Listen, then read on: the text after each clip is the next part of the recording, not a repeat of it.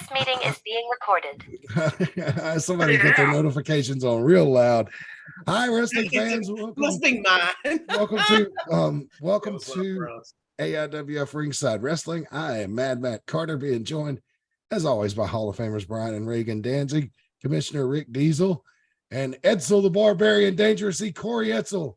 Future Hall of Famer has decided to come on here. Yes, future Hall of Famer has decided to come on here and lend his expertise to us this week, as we've got a lot to go over and plenty to talk about in the world of wrestling this week. A lot of news happening. But I want to start out with something that was just sent to me a few minutes ago by Buddy Flowers. I have not even got to watch this yet, but it's a bit of an interview he did. Don't know when it was recorded. I figure it's recently, since he just sent it today. But if you guys would like to take a look at that, we'll take a look and listen and comment on Buddy Flowers. All right, so let me get it pulled up here. Share sound, optimize for video clip. All right, can you guys see Buddy? Yes. All right, let's take a listen. What's up, dudes? Buddy Flowers here. Just wanted to take a moment of your time, because honestly, this year in the AIWF has been kind of a whirlwind. I didn't expect to come back and be someone that you guys embrace so much. Someone that found his higher calling, dudes. And for a while, I was at a little lost. I didn't know exactly what direction I was headed in. But finally, I found some friends and I found my way. And in the AIWF Money in the Piggy Bank match a few months ago, I had maybe the biggest opportunity I've had in this company so far, because that piggy bank was in my hands and slipped right out on the ground.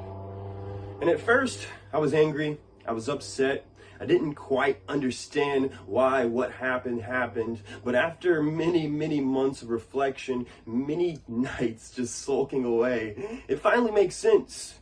Because this entire time, I've been in this little squabble with Case and Kane.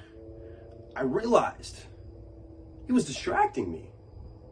Because you see, last AIWF Roku taping, you hit me in the head with something, and it sparked something in my brain, my heart, and my soul, Case, and made me realize you're the one who put that fix in. You're the one who's been trying to keep me away from that AIWF Cruiserweight Championship, because you know, if I get the opportunity, your time with that championship is limited. So you've went through all of these trials and tribulations, putting all of these obstacles in my way to keep me away from it. But finally now, you have caused me to realize all of this stuff with Lane, all of this stuff with Seth, even this petty squabble with you. It's time to put it in the past and focus on one thing and one thing only. Because I realize now, Buddy Flowers' higher calling is to be AIWF Cruiserweight Champion. And one way or another, I guarantee you, I'm going to get that opportunity in case, and when I do, well, I'm going to smoke out the show. And by the end of it, you are going to be dazed and confused and meet Buddy Flowers in the eye of a hurricane, brother. See you real soon, Kaysen. Real soon.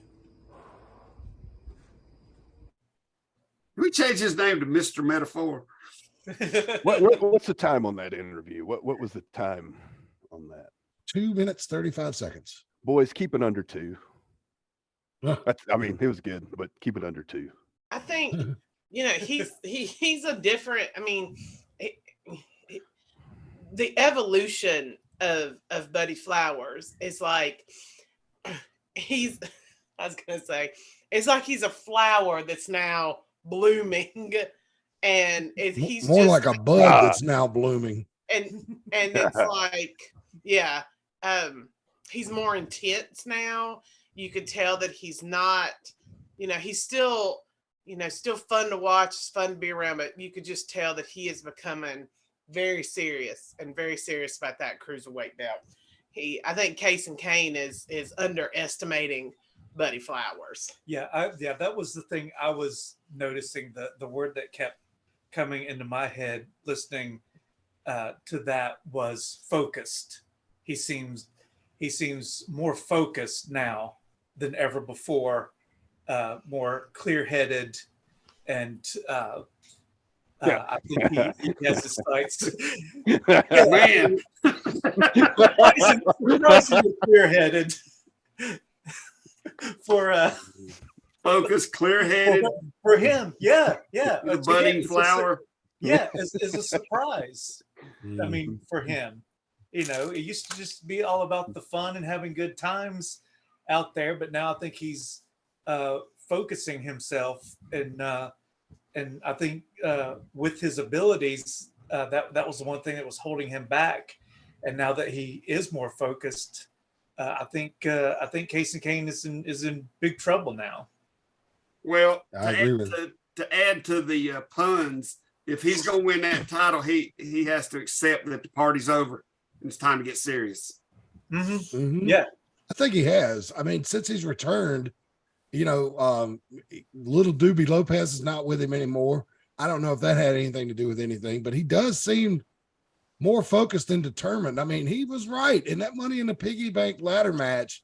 He was this close, man. I mean, he had it right within his hands. So maybe it's championship gold on the horizon for Buddy Flowers. Casey Kane better watch out. And he's not going to just worry about the fans sucker punching him now. He's got Buddy Flowers breathing down his neck. Yeah. But yeah, that was great. And so, Buddy, thank you for sending that in. Anybody that wants to send that type of stuff in to the show, we are glad to play it. That's what we're here for. Please Another do. 2 minutes. Give Another 2 that minutes. man another hot dog Give another 2 minutes. That man, for sitting it in. yeah, You can keep me for 2 minutes. That's all you got. That's all you got. yeah. He has a point. Wrestling fans do have a short attention span. They're it's 'cause always so looking many- for the next thing. Well, Yeah. we've got so all right. There's 1,000 channels on cable. We got on demand this, on demand that. We got these things, which a former employer of mine used to call pocket witches. Everything's instant for us now, and so yeah, our attention span is naturally shorter. And it's hard to remember what we're talking about, but I do make a good pot of spaghetti. And if you don't believe me, come down and try it. So see what I mean, folks? All right. So let me go ahead and get into the slideshow because we got a lot to go through tonight. There's a lot of things going on in the wrestling world right now, and I hope to at least touch on some of it. Can you guys see the slideshow? Oh, it's pretty and looks different. Yes. Yeah, what'd you do to it? Changed. Some stuff. Yeah. Part of it was a happy accident, but it looked so good. I was just like, I'm gonna leave it alone. So this is AIWF Ringside Wrestling for September 24th, 2023. And you can check us out on Instagram. You can search AIWF Mid-Atlantic Wrestling and Diesel, DEEZEL 247. And Rick Diesel, you have been quite the active person on Instagram this week. A lot of content going up that you can't see anywhere else. Ain't that awesome? I've decided that I'm going to play ball in the Instagram, and I got a TikTok now. Oh, we got Justin Flash here tonight. We're gonna play right. ball. Yeah, that's the best Well, thing. Mid-Atlantic's That's what got a he's good at. TikTok, and then there's a Twitter, and I just jumped on the whole damn train. Good. Do I need to Don't let give up Justin- wrestling for ball, please. Mm. Please, Do- please stick with wrestling. Okay, let's see here. Is Justin Flash waiting in the waiting room? Because I can't I see don't. notifications. I don't care if he is or not. But Oh, okay. Well, I wanted to let him in if he's there. He's but probably playing softball right now. He's too busy. probably. Well, I don't know. I think softball. No season- offense, Corey. So, there's some mean sons of bitches that play softball. Is there? I'm too busy like picking fights with like real dudes, not softball players. Say that to Sid Vicious's face, I would stand on a chair and tell him to his face with a squeegee in my hand. and then You always kick him in his shin. Scissors in the other hand. Yeah. You can find me on X, Man Matt Concord, where I just show mainly a lot of people getting hurt, fights, weird stuff off the internet. It's not always wrestling related, but all the links to our YouTubes are there. And speaking of YouTube, oh, not yet. Hang on. You're going to see the preview for the slides. Here's our women's championship final has been set. Stormy Renee won the match in Wichita, Kansas last night, and she will be taking on Clara, who is now using her full name, Clara Carter, no relation. But Stormy Renee is going to take on Clara in the finals of the AIWF Women's World Championship Tournament. There's a twist on that championship match now. Oh, is that right? What's that? Well, remember we was saying that we was looking to have the match in West Virginia. Mm-hmm. Well, we've had some more entrants into the bidding for that match. Really? Now it could either be West Virginia, Tennessee, or Indiana. Wow. There's 3 states, there's 3 companies in 3 different states vying for that match. How about that? That is something. So it's all gonna come down to a lot of it's timing and availability and stuff like that. But now there's 3 states in the running to host this match. Wow. I'm looking forward to this. This is going to be huge. This is going to be a big, big deal. So can't wait to see, and we'll let you know here and on all of our social platforms when we find out where it's going to happen at. So for me, I'm hoping sometime in the middle of December, but that's just for personal selfish reasons. It's going to happen when it's going to happen, folks. All right. So let's move on. We got our big show coming up. It's a TV taping, so to speak, internet taping, live pro wrestling, Saturday, October 7th, not this coming Saturday, but a little less than 2 weeks away at Veterans Park. Going to be all kinds of fun. Corey Etzel and Justin Flash going to be in the same building at the same time, and we get closer and closer to their big matchup at Fright Night. Cannot wait. Looking to get 3 more in the can that night, I imagine, Rick Diesel. Yes, sir. All right. Look So at Flash's big head on that flyer. That sucker is huge, man. Well, I had to stretch it to fill up the screen. So no, you did not have to stretch his head at all. It would have fit perfectly fine. You probably had to shrink it to get it on the poster. I don't know. I don't do the posters, but anyway. Well, so Justin Flash and his incredibly large head will be there. I was going to see if Chris Cruz wanted to start helping with the posters, but I hadn't heard back. Oh, well, I was going to actually ask him if he wanted to manage me. So we're working on that. No, I'll let him come if he lets me have that WCW jean jacket he used to wear all the time. Oh, y'all mentioned him. Oh, that's just gonna. I figured that if I get him to help with the posters, he wouldn't have to buy tickets to the show no more like he used to. Ooh, I knew this was gonna happen. I'd let him in free if he'd help with the posters. Okay. I laid down my gauntlet of what I want. It's a fair request. He probably sold it. Oh, that's a good trade. Yeah. That jacket was fantastic. I'm telling you. And I'm trying my best to get a match signed either Fright Night or early next year. We was gonna put a horse on a pole with a picture of Chris Cruz on it, and it was gonna be a knock Chris Cruz off his high horse match. God. But for some reason I can't find anybody who knows who he is enough to want to be in the match. It's bizarre. He's a bitter man, and that's unfortunate because. Well, wouldn't you be bitter if you didn't even make it to Nitro as a commentator? Did he make it to Nitro as a commentator? Well, no. Only his voice. He did voiceovers. He did pre-tape. That's it. Yeah. And then Lee Marshall came in. He took all that from him. Yeah, Lee fucking Marshall took his job. Hey, that's Tony the Tiger. Though. That's right. You watch your tone. Yes, don't you? Yeah, he's great. Okay. I do Don't not you forget care. him. I do not care for him. Look, I will in some sort of way defend Chris Cruz in a way of his whatever this anger issue he has with us. The only thing I could think of is that he did help with 3 different companies, and we outlasted all of them. Oh yeah, by far. Actually, if you put all 3 of them combined together, you've outlasted all of them. I will say Double. And one of them was WCW. One of them was WCW. New Dimensions was my very first independent show that I ever went to, though. So. Mm-hmm.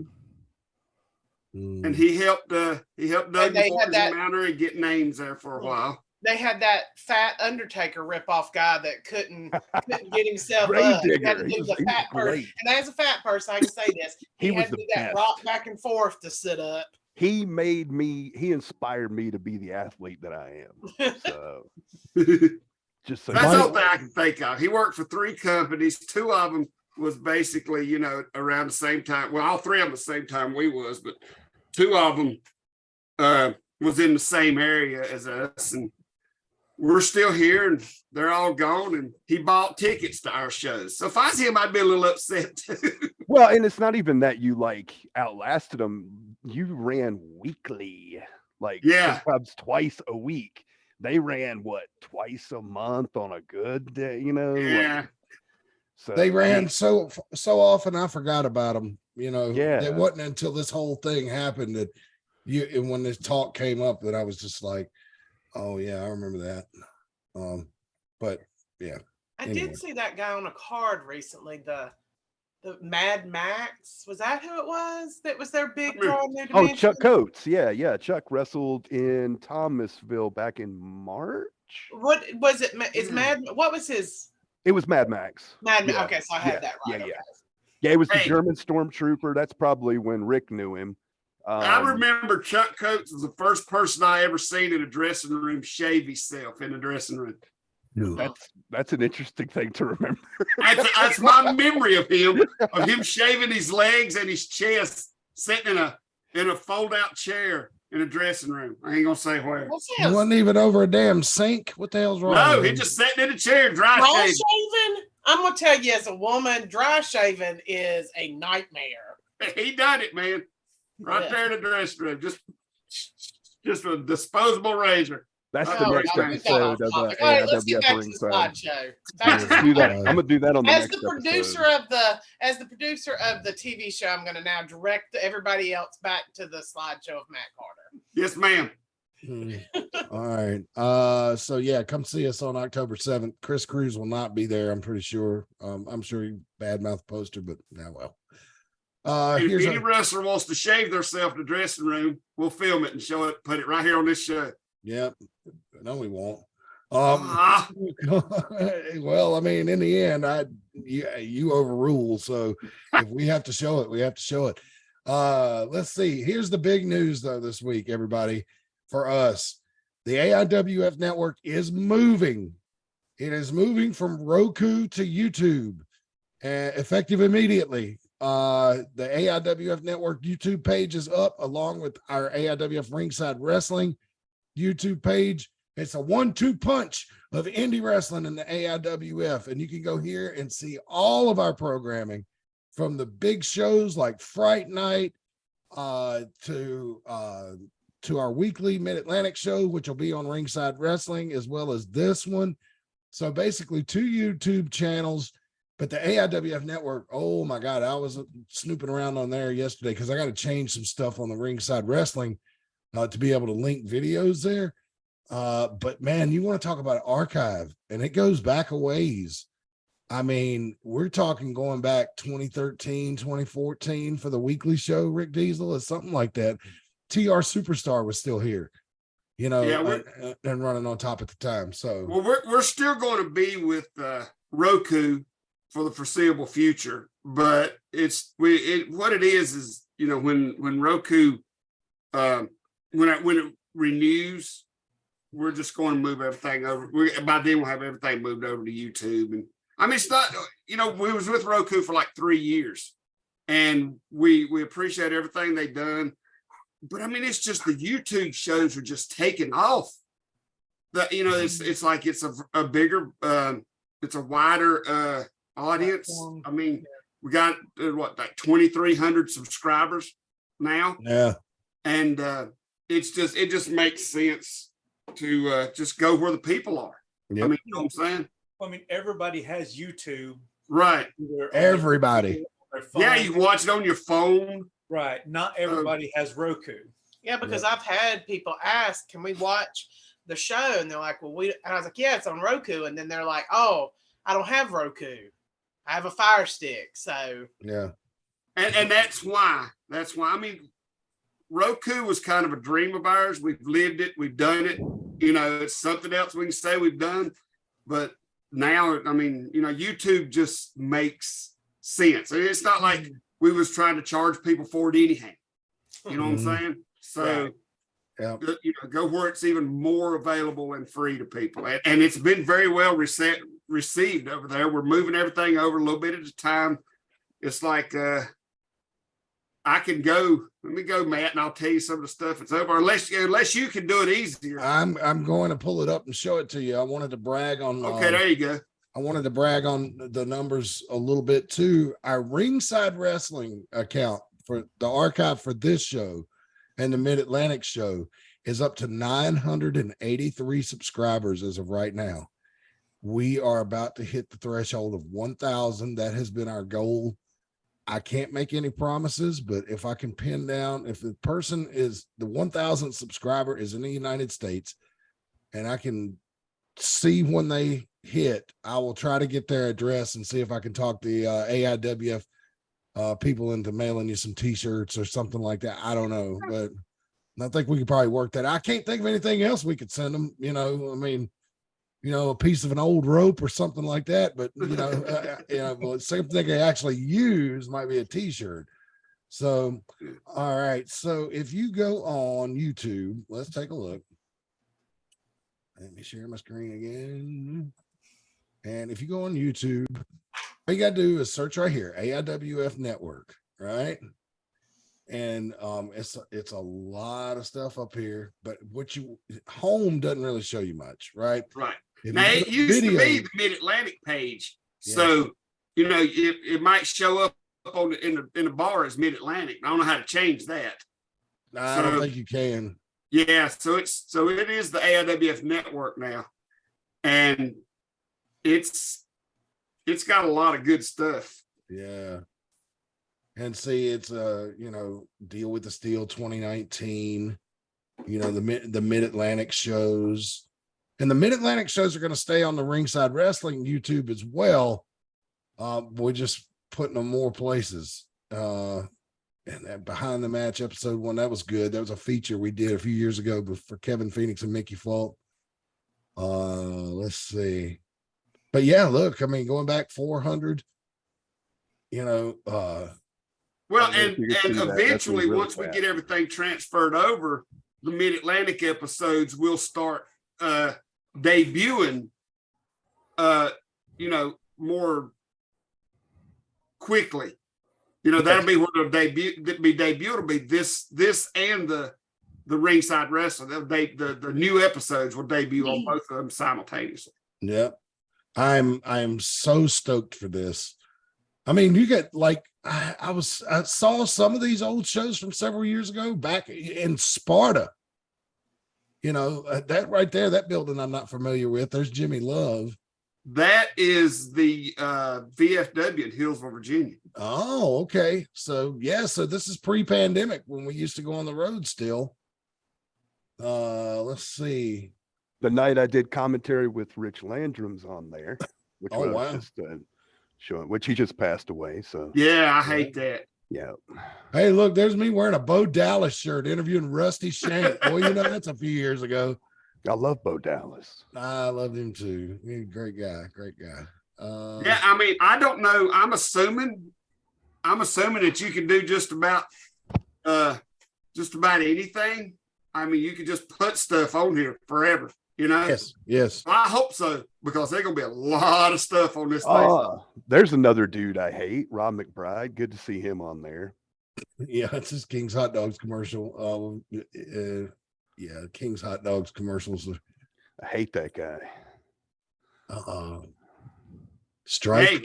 Juan Jeremy. Oh Lord, the ref. I miss him. Drew Game. Let me tell you, y'all want some trivia on Drew Game? Go for it. Okay, you know Drew passed away. Yeah. A couple years ago, I think it was. Well, I just found out recently. Do you remember the AIWF Cruiserweight title, one of the original ones, the big gold belt? Yes. Yes, they buried it with him. Really? Yes, it is in the ground with Drew Game in his casket. So what you're saying is we need to go get it back. Well, I've been thinking about that, and Okay. I figure maybe we'll just let him keep it. I mean, Think I'm sure about, he's probably like- got a grip on it. Well, he ain't defended it in Like- 30 days. So like But- 100, 200 years from now, however the world is, and you have something that's like an archaeologist, and they dig up, because that's what they're doing, because they're archaeologists, and they find it and open it up and find this wrestling belt on this. Can you imagine that? Like, say the world has been destroyed and the world is different now, and we don't know that much about the past, and then that gets opened up and there's that belt. So, all jokes aside, I find it a damn privilege that they done that. Yes. Yeah, Yes. that means something. Yeah. Yes, it did. Oh, also, Matt, did you notice on there that I done what you done with the ringside page? I've made categories. Oh, no, I didn't see that playlist. Yes, there's categories. Yes, good. Nicely done. Because I was going to suggest that. I remember looking at it yesterday thinking he needs playlists. Yeah, That's it. so, Playlist. That's what they call them. yeah. So you can go on. I'm old. Yeah, it makes it easier to search your favorite wrestler. When I'm not going to talk about it on the air, but next time I see you, remind me, and I will tell you a couple of tricks you can do in the description and the adding tags. Yes, make it easier for people to find shit for you. Because please do. It's been an experiment. You know, I never run a YouTube page before. The only thing I'd ever posted to YouTube was a wreck in turn 1 at South Boston from 2012. You know, and I did it in 2012, and until we started this show, I didn't know anything about YouTube. So we kind of just been figuring it out as we go along. All right. You know how I talk about on here sometimes how you got to be careful with nostalgia, right? It's like one of these things that I try to live by. Nostalgia always has a tendency, when you think about it, you only remember the good times. You don't remember the bad times, right? And Right. you don't remember the rough things. Like, you know, but I'm not going to give any examples tonight because they've heard them before. All right. So several weeks ago on social media, there went around a recipe for old time school pizza, cafeteria pizza, right? Which led to Kevin Phoenix getting involved in the discussion of something that I saw. So when I saw Kevin Phoenix, we were talking about it and how funny that recipe was. And Kevin Phoenix knows a lot about the school system and public education, you know, as the other people involved in the AIWF. He told me, well, they got him at Sam's, you know, and I remember thinking, okay, you know, and so I was in This place in Mount Airy sells them. I was in Sam's yesterday and I saw what he was talking about. And I got a box and I brought them home and I tried them. And I don't know if my memory of school pizza, now this does not include Bassett High School pizza because it was fucking awesome.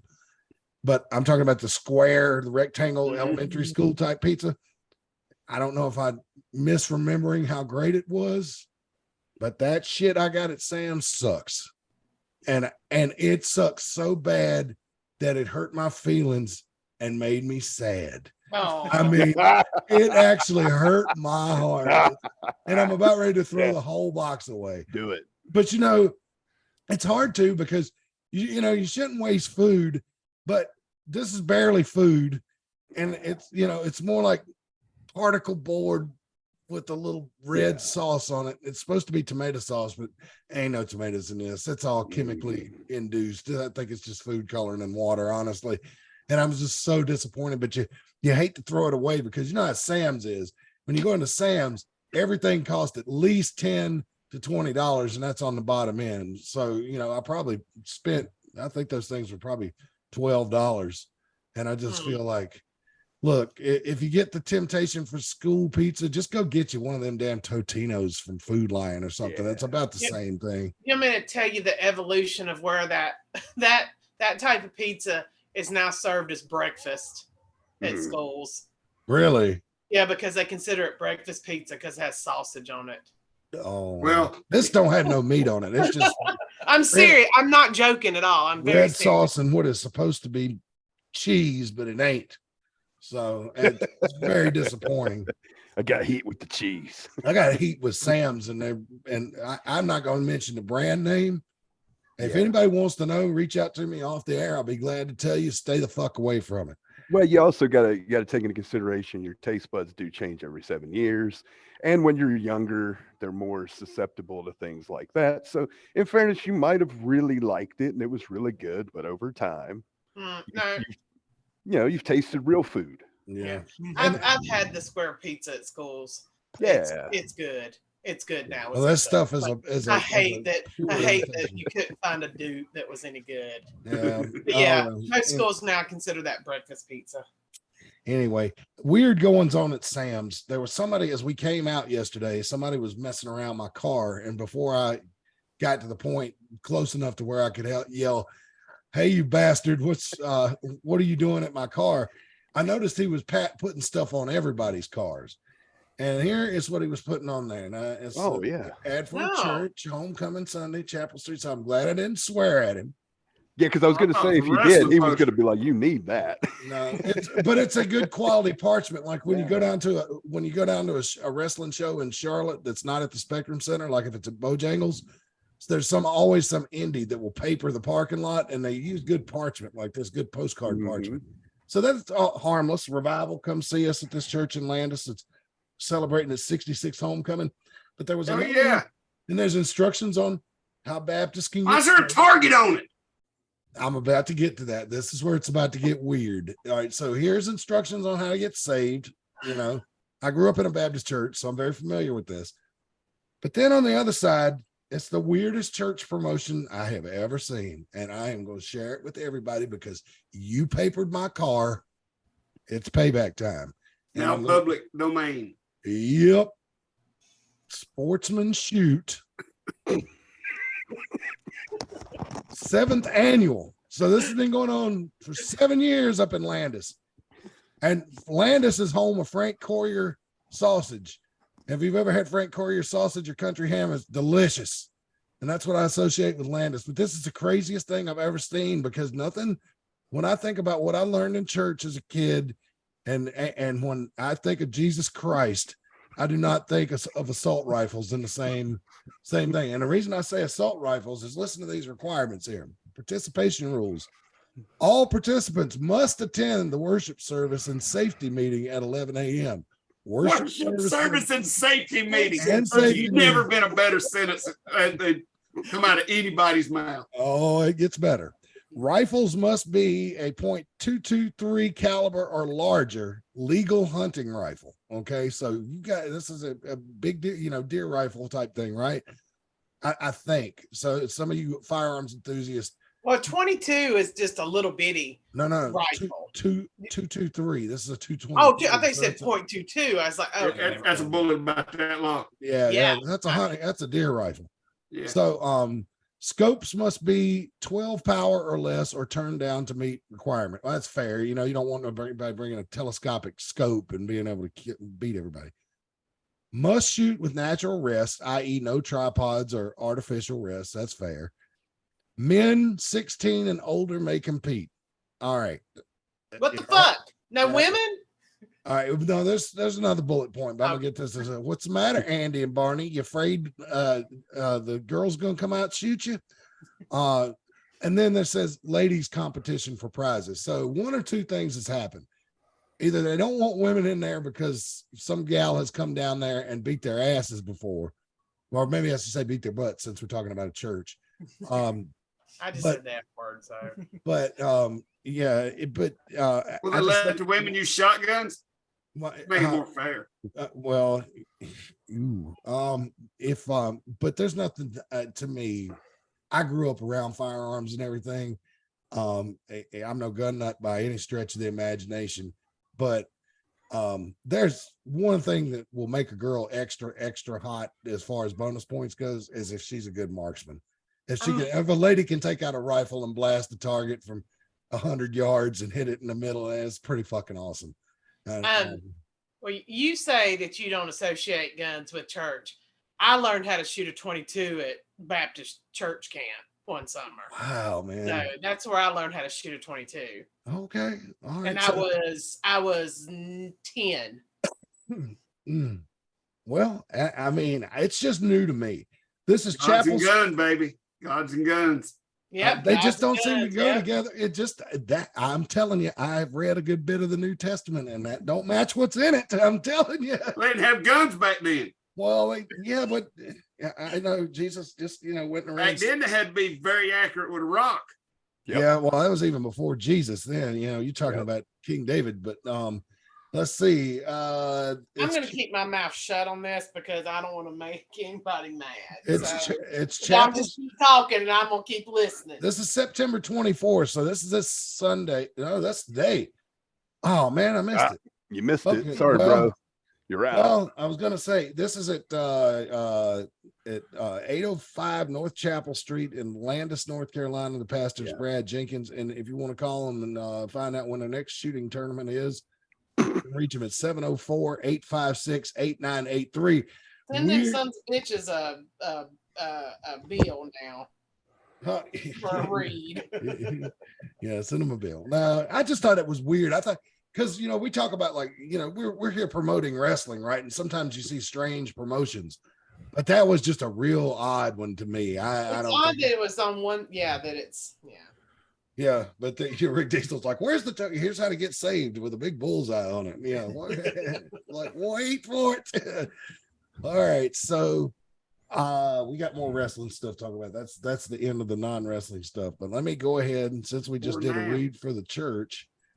Go ahead and there's no telling where this show will go, man. You know that. Yes. But when I saw that, when I got it off the car yesterday, I looked at Jinky. I was like, this is going on the show. And so anyway, let's do this for Premier Auto Detailing. Hands down, they're the best car cleaning service in town. They do detail work, fleet services. If you got, a business with a lot of cars or a used car lot, something like that, they can help you with. They help you with individual jobs. We always joke if you finally got Grandpappy's truck running again, got it off blocks, and you're ready to get it cleaned up and go to town, and you give them a call. They can help you out. They'll chase all the spiders away that's been under it. 336-883-5722. 336-883-5722. They'll get that thing cleaned up nice and pretty for you. And so you'll be all set. They'll make it look brand new or as new as it possibly can. That's Premier Auto Detailing. And we thank them for their support always. And we'll say it again, hands down, the best car cleaning service in town. Tees Creations custom apparel for any custom made t-shirts, sweatshirts, any of that kind of stuff, tumblers, and a front license plate. They got it all. I need to check their website, see if they got some updated material to put on here. But they're teescreations22.com. I don't know, you've made it back around to about fall now again, so yeah. I just put in a request today. Oh, yeah. So we'll see. I think she's gonna try to work on it. Yeah. Okay, so Tees Creations, check them out. Allied Apparel on Facebook, TikTok. You can see her Tees Creations there. Does she have an Etsy store? I don't know. I don't think so. Okay. I don't think so. I don't know. She asked me if I had access to Etsy, so that's why I was wondering. She's probably thinking of starting one up then. I prefer Yankee Candle, but that's not nonetheless. Anyway. That is something I want to discuss when we talk Yankee Candles. Those candles. Did you see it? What candles? I'm talking about the Netflix show. The candles. On wrestlers. Okay, then we'll talk about it if we talk about it. Okay. Let's do your read and then we'll.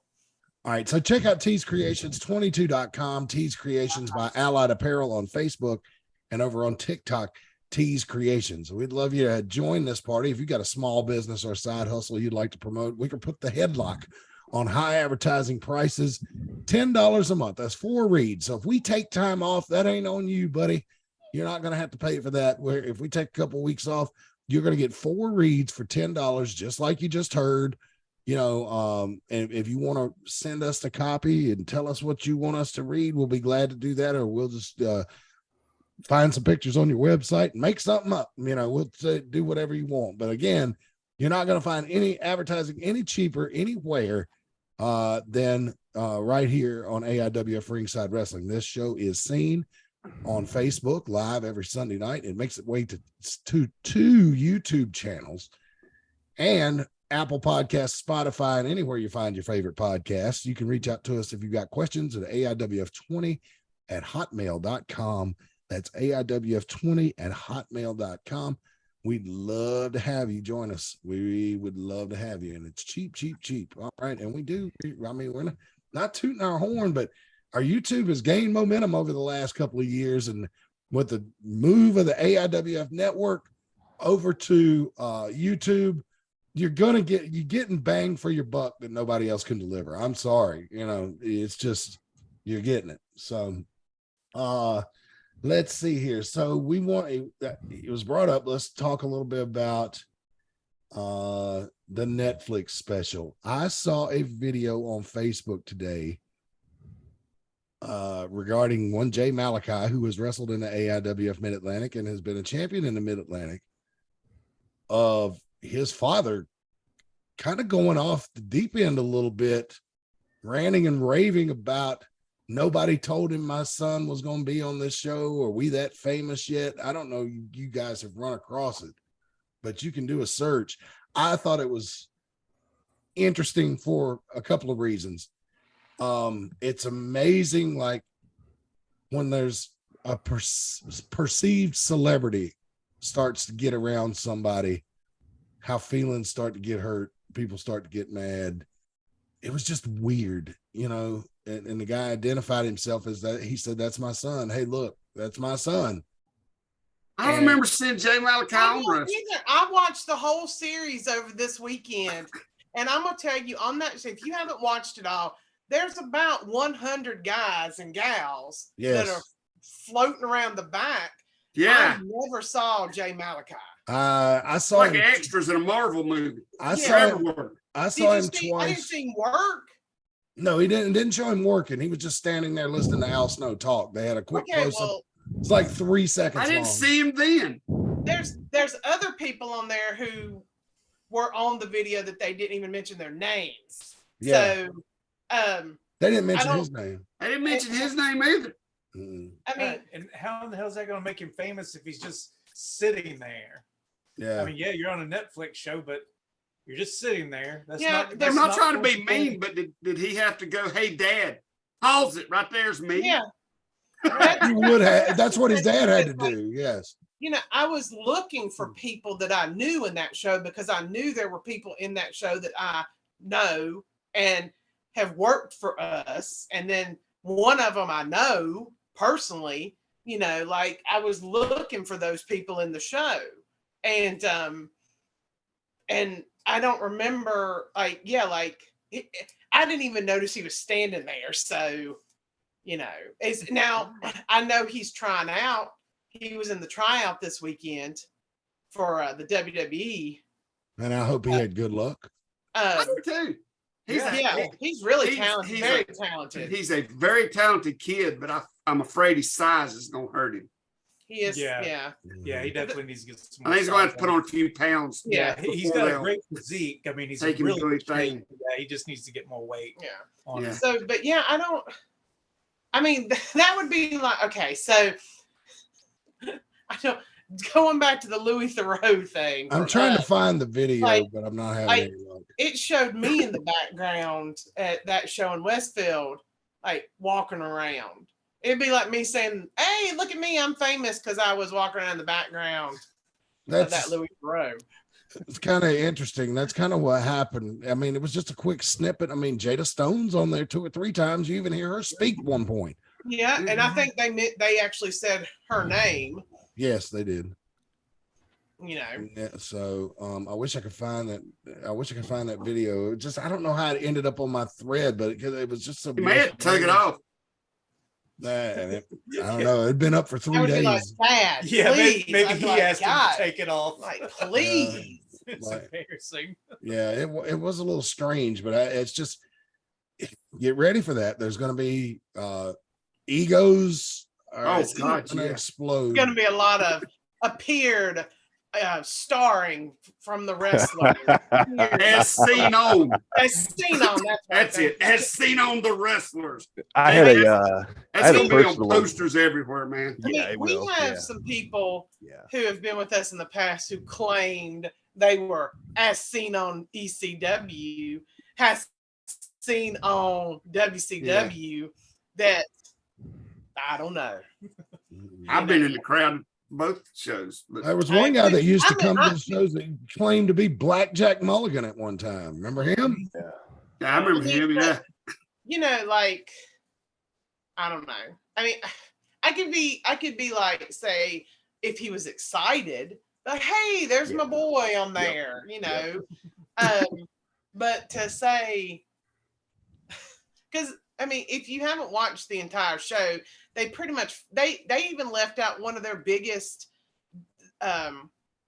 workers there. He's like an older guy. I can't think of his name, but he goes by the Veteran. Jack Bond. Yes, all the videos. Like, Yes. See, now, to me, he's the biggest star they got. He yeah, is. and all you do is see Angry him vet. walking. And it's You just see me. him walking around in the background. Like they Yeah. never talk to him, and he's just there in like every shot and stuff. I think he's their Of course, now heavyweight this year he's got champion one of right their now. titles. Yeah. Probably got a wasn't enough title up drama there now. around him Yeah. for the show. They needed drama, and they're like, this guy isn't drama. He just shows up and does what he's supposed to do. God forbid anyone does that. Please don't do that. Well, I mean, that's Yeah. not Come not to work. entertaining for a documentary. I mean, so- they only had one reasonable guy cash flow. So like, but, Yeah. I had a similar experience when I was 18. A match of mine with Kamikaze Kid made it onto ESPN2, the whole thing. oh, But I'm super glad social media wasn't around because to this day I still haven't seen it. But I get recognized from it still. Like, hey man, you remember that time you were on ESPN2? No, because I never saw it. So I don't know. It's a whole different world now. It's like now it would be on there. Like I would probably have it on my phone watching it while we're talking. But I don't. I found the So- video. Would y'all like to see it? oh yeah. Let me see, because Yeah. like I just want to. All right. Hang on. Your next goal, Matt, is to find ESPN2. Yes. Wrestler versus Find it. Kamikaze Yes. Kid. Yeah. Greensboro Coliseum. Really? The Greensboro Yeah. Coliseum? It was at a car show. Like Oh. what Big organization? Daddy Don Garless. It was CWF.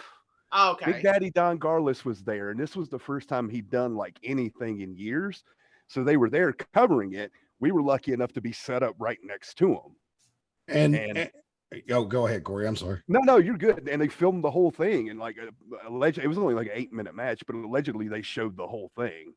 Mm. So to this day, I still don't know. I was really big then, so I would probably deny it. But All right. So let me know if you can hear it. So listen, let me Yeah. give We good? All right. Yes. So Yeah. before I play this, we are not doing this to shit on anybody, but this it is is on episode 4. this is a public social media post that was out there for everybody that is related to somebody who has competed in the Mid-Atlantic, and it's interesting. Take a look. And now your news. let me give you the backstory.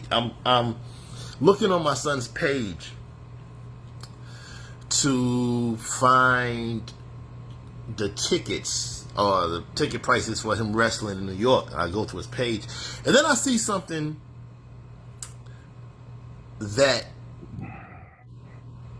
I'm shocked. I don't know. Okay, so anyway, there's a show on Netflix That's that TV. called Wrestlers. I knew nothing about this. Nobody told me anything about this. I'm kind of in my feelings about this. I just want to show you something. Hold on. I just want to show you something.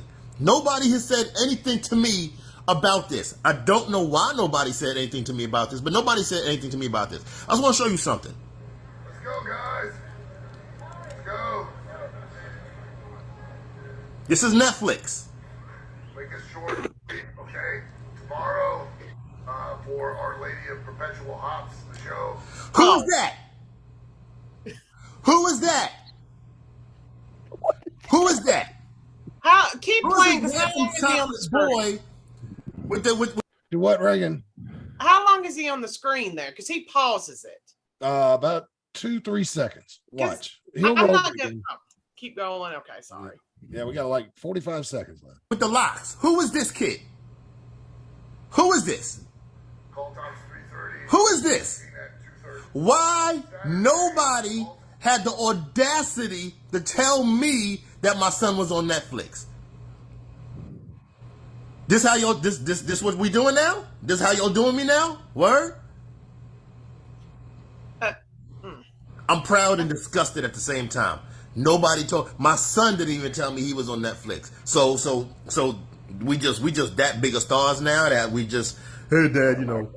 Okay, I'm I all get over what the it place. is I'm on now. TV. No. No, I get Don't what even it really is matter now. because I'm just that famous. And I'm not gonna. Word, that's what we I'm not doing? gonna judge. I'm not gonna Alright. judge anybody's relationship Alright. with somebody's family, or anything like that. But you can tell after watching that clip what this is about. I'm not gonna say it because I'm not gonna talk about people's real life families. I'm not gonna talk about that kind of thing. But after watching that, if you know what that is. All Yeah, right, so shitty Okay, promo. I want to see something, Matt. Can you Shitty go promo, back? but 'Cause 2 I want minutes. to see something. I want to Alright. see something, Matt, that I don't know what it is. I need you to go back to near the beginning. okay. All right, what do you want me to do? Roll it? Play it. So listen, let me give you give Okay, you the y'all back. tell me, is that a dog licking his balls on the bed back there behind him? I hope so. I can't. Looking on my Well, you son's know, face, okay, That'd be awesome. could be, but yeah, I Okay. think I don't know. It could just be where I don't know. It Yeah. could just be the All right. distortion. I don't know, but it looked like a dog licking his balls. All right, Yeah. so Sorry. look at I this. noticed things. Look at this. All right, so it all right, that was on September 21st. So then he makes another post about it. I'm gonna Mike Tyson you for not telling me I'm proud as hell, but you catching these hands next week when I see you. Okay. I mean, he could be playing around. Who knows? Yeah, but it's Scroll up. probably not that big a deal to Yeah, him. but look at this. Look at this. Everybody's all happy, lovey-dovey. Oh, my boy's gonna be rich. Yes. I can look at his face and he's like, it wasn't that big a deal, Dad. As Yeah, it's like It wasn't. I mean, it's good that, I mean, yeah, it's great that he was on there, but yeah, it was nothing to brag about. He did the right thing by not Yes. making a big deal out of it. yes, 100%. exactly. And Malachi has anybody thought handled that it the maybe exact right way. has anybody it's- thought that maybe, just maybe, Malachi don't know? It's You don't know possible. what maybe he didn't hasn't know. watched it yet, and he don't Yeah. know what the final end Yeah. is. Maybe he didn't know. Yeah, Maybe yeah. he didn't know, or maybe he's been listening to the people that train him and paying attention when they're talking about being humble. You know, Yeah. in a world full of pretentious assholes, Jay Malachi may be Mr. Humble. Every time I've met him, he's a very polite and Very polite, very professional. Yes, he is. And so to hear him brag about something like that wouldn't be in his nature anyway. Well, that Oh. and let's say you did brag about it. Hey man, I'm on Netflix Wrestler, and then somebody watches it, and they're like, they showed your face for 3 seconds. Yeah. Yes. You're Yes, that's what they you're did. bragging about. Yeah. Yes. It's like here's another comparison similar to that, Brian. You know, when you go up on Grandfather Mountain here in North Carolina, right? They've got the Forrest Gump curve. Now, have you ever put a clock on how long that shot is in the Forrest Gump movie? I have, and it's 3 seconds. So I didn't know it was there. yes, it's one of the worst curves to go up. yeah, it's one of the worst ones when you're driving up. I didn't Yeah. know it was on. I mean, no, I didn't know it was in the movie. Yeah, it's one of the jogging scenes when they're jogging up. Really? Yes, it is. Mhm. Okay. Yeah, Google Forrest Gump curve, Grandfather Mountain. I'll have to It'll tell do you all that. about it. Yeah. But get back to what I say about maybe Malachi didn't know. Brian, you know as well as I do. When they done the documentary on us, Lloyd Theroux, it was 30 minutes long. They got 35 hours of footage to break down to 30 minutes. Until we watched it, we had no idea what was on it. Mhm. Right. So if Malachi hasn't watched it yet, he wouldn't know to tell anybody. Right. Yeah. So Yeah, that was just very, very odd. Yeah, just because they stick a camera in your face don't mean you're gonna make it on the show. I still think it just sounded it sounded more than that to me. But well, his dad needs promo class for one. But he did keep And it at 2 minutes. 2 minutes. He because did there keep were it at 2 minutes. 202, yeah. because there were people who had dialogue in that show that never got their name mentioned. Yes. Yeah, so I just thought that was really interesting. His dad seemed to be really worked up over 3 seconds. So, but anyway, and kudos to you. I know ladies like that. Well, Oh, God. It threw me off. Oh, it's like that night we were doing commentary together in Wentworth, Corey Etzel. It's like some of the shit, man, there's just no bouncing back from. Oh, is that when I was burying Chris Severn and you were so happy about it? See, here's the thing. You were saying stuff and it was true. It was. But you were just saying it in a funny way. And so there was like, I don't know if it's burying somebody, you know, when you're just saying stuff that was true. And we've seen Chris Severn lately.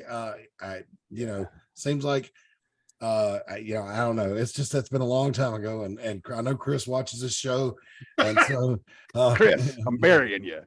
Yeah, but it just man, it's a talent I have, Matt. Like I have the ability to bury people to their face, but because I make a smirk and the way I deliver it, they're laughing at me making fun of them. It's hilarious. That's a good talent to have. It's awesome.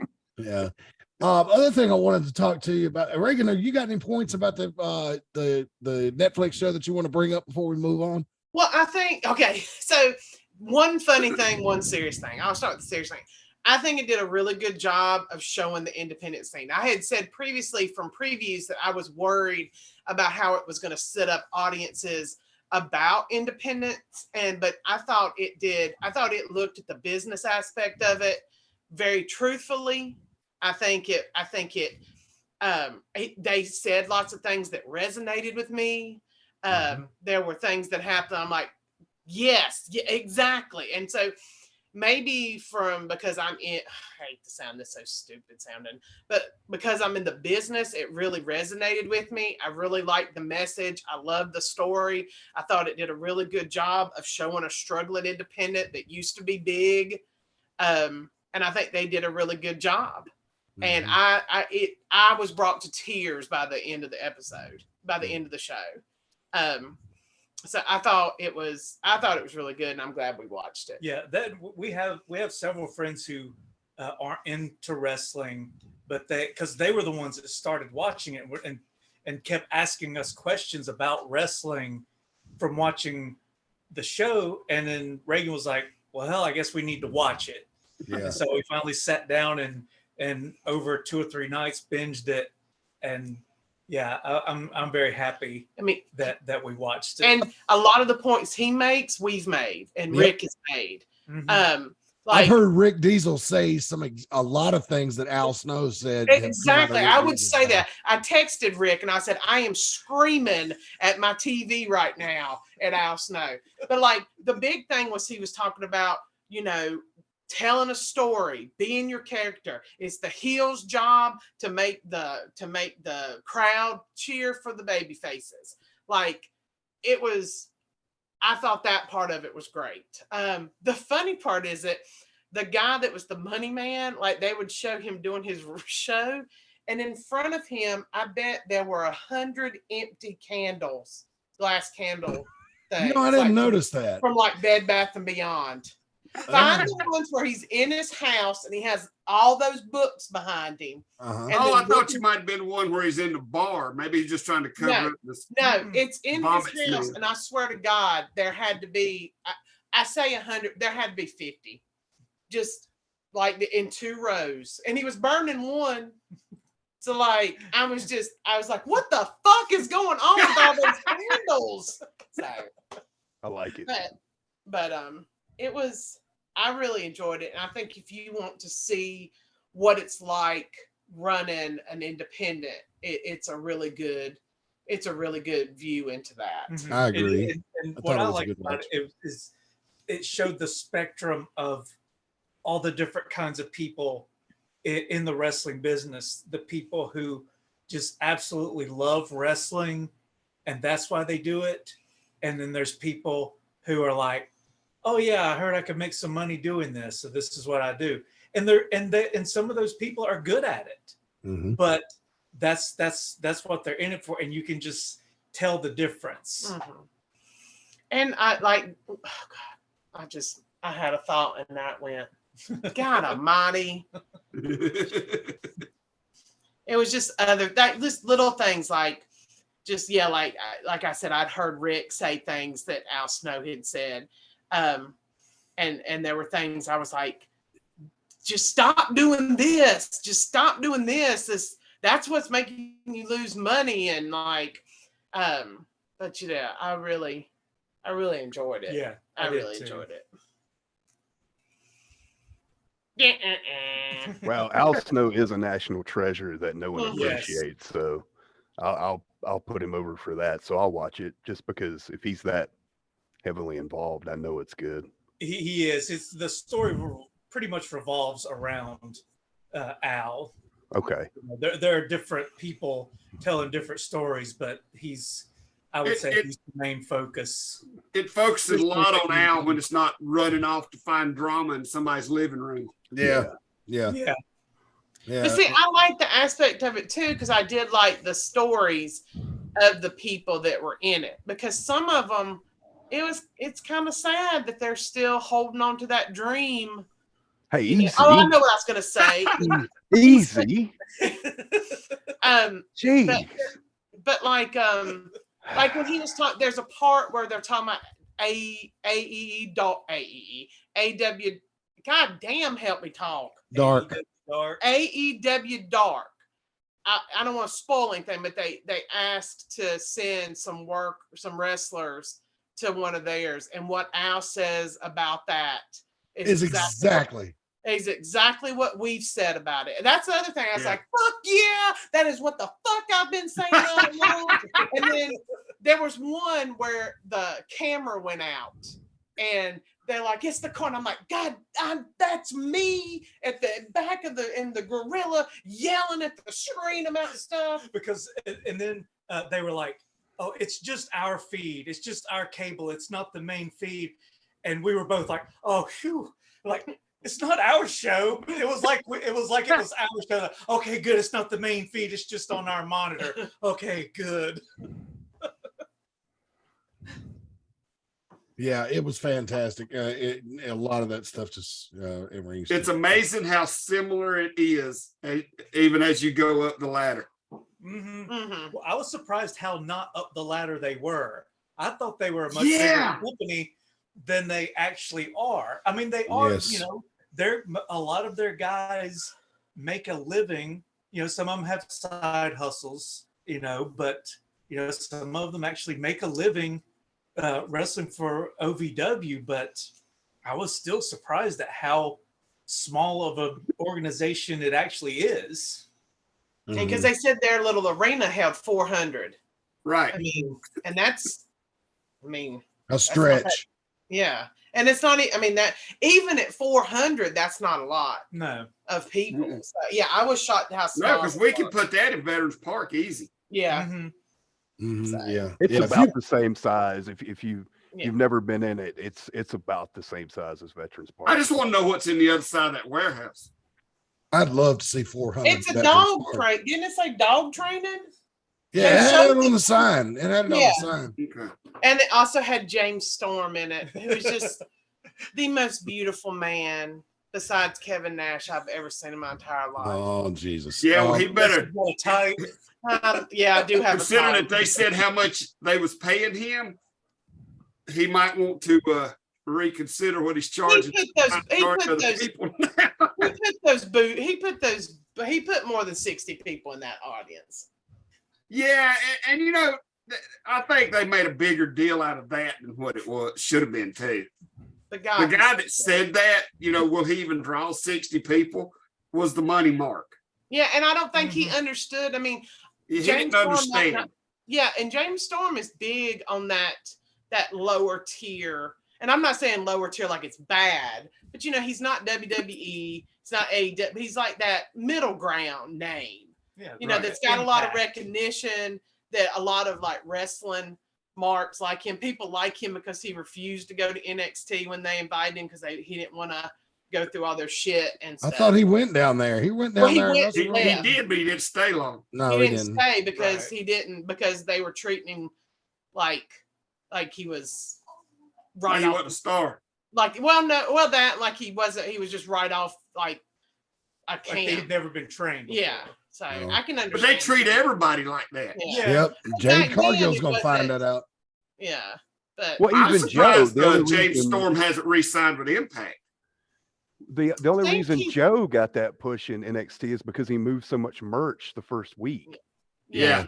They were Because like, "Whoa, back what do we got?" then- Back then, it was a little bit different. I think like they would bring the guys in and they wouldn't know exactly what they were worth. I think, and that kind of shows you with the Samoa Joe stuff with all the merch. Mhm. And because I think it's a little bit different because this was probably what 5 or 6 years ago, maybe Yeah. longer. Longer.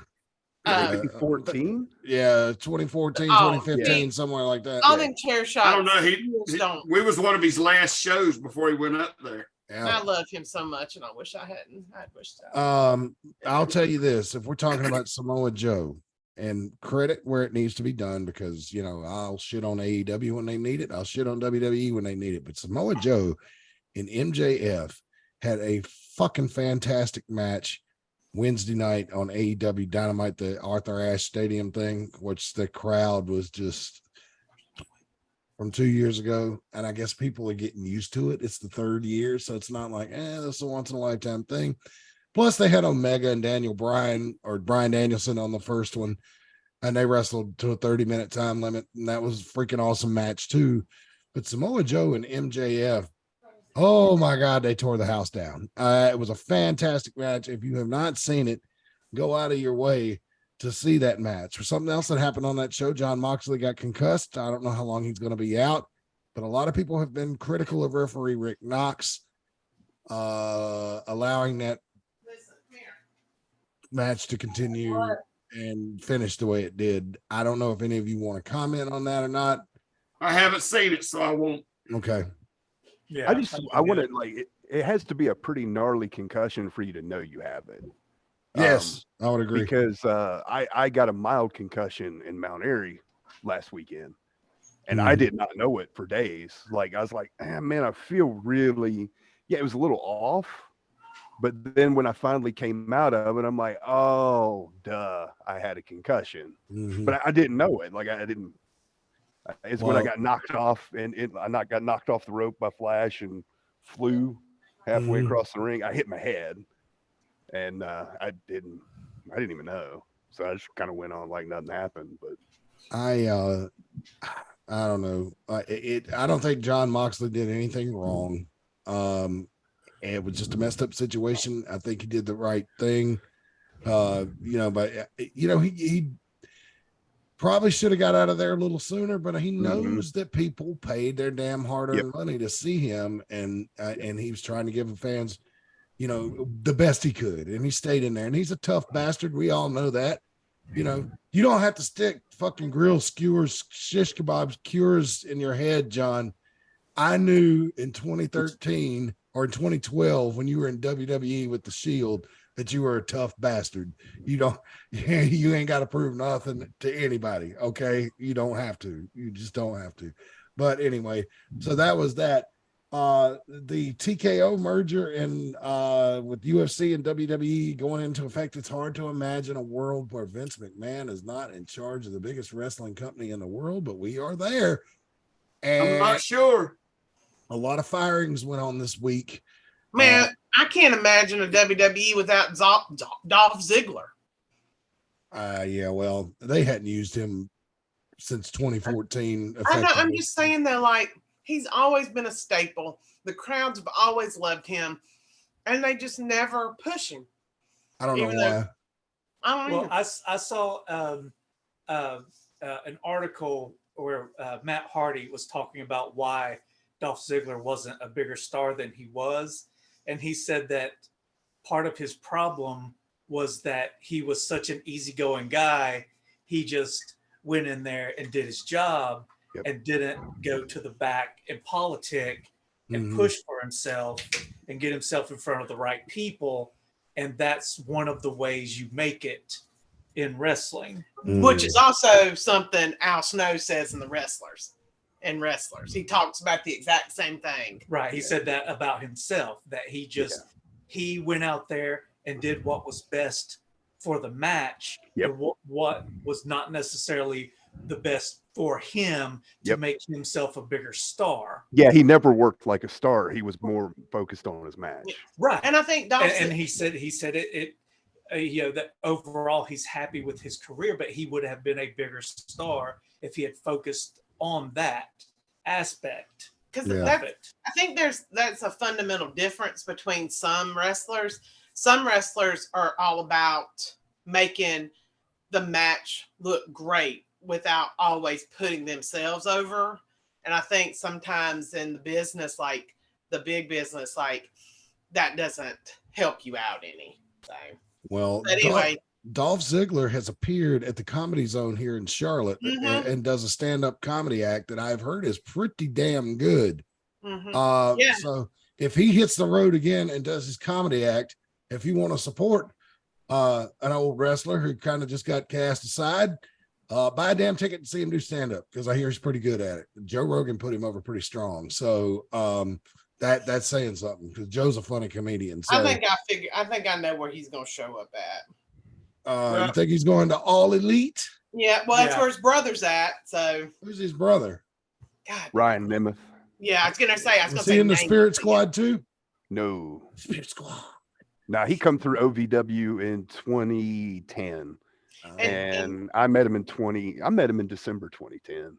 So yeah, if you don't know Spirit Squad, kids, look it up. It happened back in 06, 07. Yeah, that was good times in wrestling.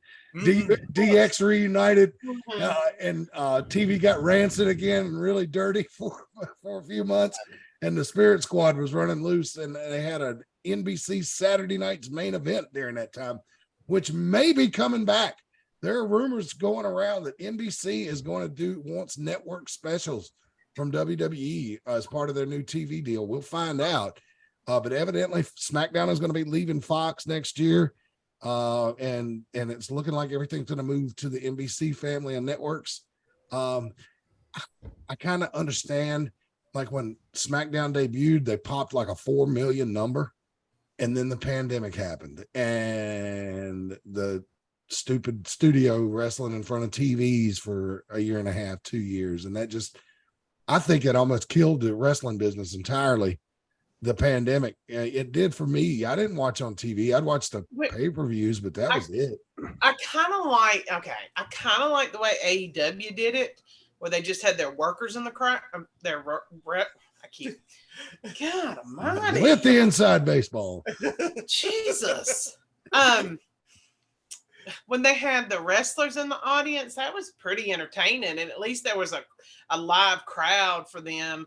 And they worked it. They worked it well and stuff. So I thought they did a better job. They were in a smaller place, but I liked that better than, because we were watching it then. And I wasn't watching. Annie sent in Chad's picture for one of those screens one time. I can't remember how much she said it cost. You had to pay for that? I think so. I think you had to pay. Do you know, Corey, if you had to pay? I'm not sure. I can't. Let me see. God, what a scam. Okay, now they need you to put your face on their TV so it won't look as horrible, and they want you to pay for it. What a fucking scam. I think maybe it's like buying a ticket, man. Well, I think maybe it was free at first, but too many people started putting in Benoit's head. Yeah. So they had to make it where they had to invest something in it, so they would not put Chris Benoit on there. Didn't they have somebody that put up like a picture of like the Ku Klux Klan or something? And there was all sorts of crazy stuff in the beginning. You can't trust the internet, dude. No, you cannot trust the internet. You can't trust any of them. But anyway, so I'm glad those days were long gone. But anyway, I am so glad I did not wrestle through the pandemic, because nowadays, I just got back in 2 years ago roughly. So after, you can tell the difference in the young guys who had to wrestle through the pandemic and us old timers who never did that. Because I just feel like we're more engaging. Like we're more engaging wrestlers with live crowds, whereas there's, you know, not too much inside baseball, but they just kind of do what they do. And then if it, you know, if the crowd likes it, fine. If they don't, they don't. Kind of is what it is. But then there's people like myself and like Justin Flash, for example, who engage the crowd very heavily, like to a point. It's a huge part of it for me. So I couldn't imagine having to do that in front of no people back then. Like I just could have done it. Right. Who was wrestling during the pandemic though? Because in North Carolina, there was people doing there studio shows. Yeah, there was a no lot crowd. of them. Yeah. Really? Yeah. Oh. I remember that. Because I mean, if They we show would it on have YouTube, just these dudes doing just nobody in the ring, 3 guys in the building at the time, it looked like. Yeah, but oh man, I did not even know that was happening. That seems pointless. But yeah, I don't know. We put on a show just in front of Corey and his buddies one time. That's true. It wasn't. There was no power. It was a great show, though. That It wasn't was our not fault. designed to be that way, though. Exactly. Yes. We didn't do it on purpose. Just But I'm gonna have to say those three were very loud. So. yes, I'm gonna have to say that I don't think all the promotional materials went out for that show. Is all I could say about that. So they ended up in a dumpster somewhere. But still, the power went out. So I ain't gonna swear that I got a lot of stuff that I'm gonna start sifting through for that new network. I just hope YouTube lets me put it all on there. Yeah, they will. Yeah, you just get rid of the copyrighted music. So that's. Oh, wait, you see what's coming. I hope it's something that don't ping the copyright algorithm on YouTube because it takes forever. I had to trim out 15 seconds off a video yesterday, and it took 2.5 hours. That is so. Oh, do you need me to do original music to go over it? I can be like boom, boom, boom, boom, boom, boom, boom. They haven't played no music for you since you come out yet. You're easy. Hey, you don't need to worry about me. I don't want it. Yeah, there you go. Man, you're like 78 Crockett in Memphis. I don't need no music. Oh no, you want to talk 78 Crockett or Memphis? I almost called Matt Lance Russell during my interview at the last show. It was on the tip of my. I almost called you Lance, and I pulled it back at just the last second. But I've been watching a lot of. I don't know how I would have taken that. I would have been nice, but if you would have called me Bob, my knees probably would have melted. Okay, all right. I'll remember that. Bob Caudle's my guy, man. But I love Lance Russell too, and I could do it. Lawler, Perfect. And Kaufman has turned on Lawler. And they said Lance. I've developed a whole new fanship for Lance Russell. Lance Russell is awesome. Stuff from '79. But you got to admit that was genuine. He's so genuine. Yeah. He is, like, because he's not in on it. But like you have to admit that was a very Memphis style interview that I did with you. Yeah, Matt. yeah, it was. Like, I think I went for that purposely. You can probably tell, but the funny thing about Memphis, they said that Lance Russell actually talked like that in real life. Like they were, when he was with WCW, they were filming down at Disney, and if, they would have like a day where the families could come and go through the park and stuff like that. And they were like, hey Lance, did you see where Gordon Soley and Eric Bischoff went off to? We're trying to catch up to him. Yeah, they went right over that way, right past. Well, I saw him getting on the Space Mountain ride over there. Like, yeah, Flair's not gonna like that, ladies and gentlemen. The king is here today, Dave. Oh my God, yeah, Lance Russell, we're great announcer. Oh man. Who did the big shows for Smoky Mountain? I know one was Les Thatcher, but I don't know who the other person was. I can't remember his name, but he worked at one of the TV or radio stations in Knoxville, I believe. Okay, because that commentary team was terrible. Really? Yeah. Well, first of all, Les Thatcher wasn't as bad, but that guy was terrible. Les Thatcher always, so every time Dirty White Boy was on, he called him Tony. Yeah. Or Anthony. He's like, Tony is da-da-da-da-da. I'm like, okay, I know he kind of goes by that, but he never said Dirty White Boy. He always said Tony. Yeah, I think Cornette was in a pinch because Jim Ross went back to WWF. And Bob he couldn't came do in. the Right. Bob wouldn't make the drive anymore. no. Bob could come do TV once every 3 weeks, but that was it. And Cornette didn't want to ask him to do anymore because you got to remember, even back then, Bob was retired already. From he was pretty television. old then. Yeah, I mean, and now he does fantastic still, like on those shows, like those their shows that were the weekly shows. Yeah, Dutch were awesome. But I liked him and Dutch. I love when Dutch did that joke where they, he was asking the fans to mail in their dream match, and he goes, one of you wants to see Ron Wright and Whitey Caldwell. Well, ma'am, I hate to tell you, but Whitey Caldwell passed away about 20 years ago, so we're not going to be able to bring that one to you. So, as a joke, one time on the board in the back where they write the card right in the dressing room, I went and made a fake card and just wrote up like the Cowardly Lion versus Dennis the Menace, and one of the match I put on there was Whitey Caldwell versus Ron Wright. To see if anybody could guess the territory, because before Mickey erased it, I was like, "Can you tell me the territory and approximate time?" And the young guys were struggling with it. No, not a clue. Yeah, that's what turned Ron Wright babyface was, or good guy was was when Whitey died in the car accident, right? Yes. Wow. Yeah. He came out the next night and was the top babyface. Yep, he did do that. That's for sure. Because I mean, they were so familiar with one another in the old Knoxville territory that the paper wouldn't even use their last name. Right. They'd be like Ron White fights Whitey to a double disqualification. Yeah, you can let's not put Whitey in the newspaper nowadays, though. Let's not do that. My favorite thing is how off the rails some of the promos go on Smoky Mountain. I just sent Matt one. I don't know if you got to. I'm gonna try to pull it up because I sent this one to Rick. This should be a segment. It should. It's my new segment, Smoky Mountain promos that go off. It doesn't even have to be Smoky Mountain. It could be any territory. That's true. You need to read your phone messages. It's Vander. You when? It's Vanderfleet. We're probably gonna get popped for copyright for this, but let's have a little fun, guys. What are you talking about? You haven't sent me anything today. Well, no, it was tonight, like 5 minutes ago. Oh, 3 minutes ago, actually. Wait, what? Jim Mitchell. Oh.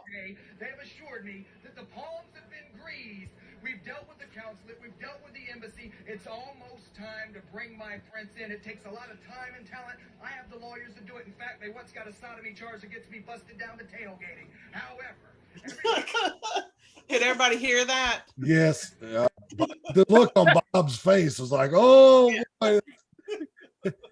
They're not gonna like that in post." No. Were you able to hear it, Corey? Did Corey die? What happened? It was Vander, whatever. Yeah, it's who became James Vandenberg. Yeah. You did not send me anything in a message. Text message? Oh, Jesus. All right. So, yeah, I agree wholeheartedly. Yes. Well, we usually discuss things on Messenger. I wasn't looking for text. Well, I just got where I got. Okay.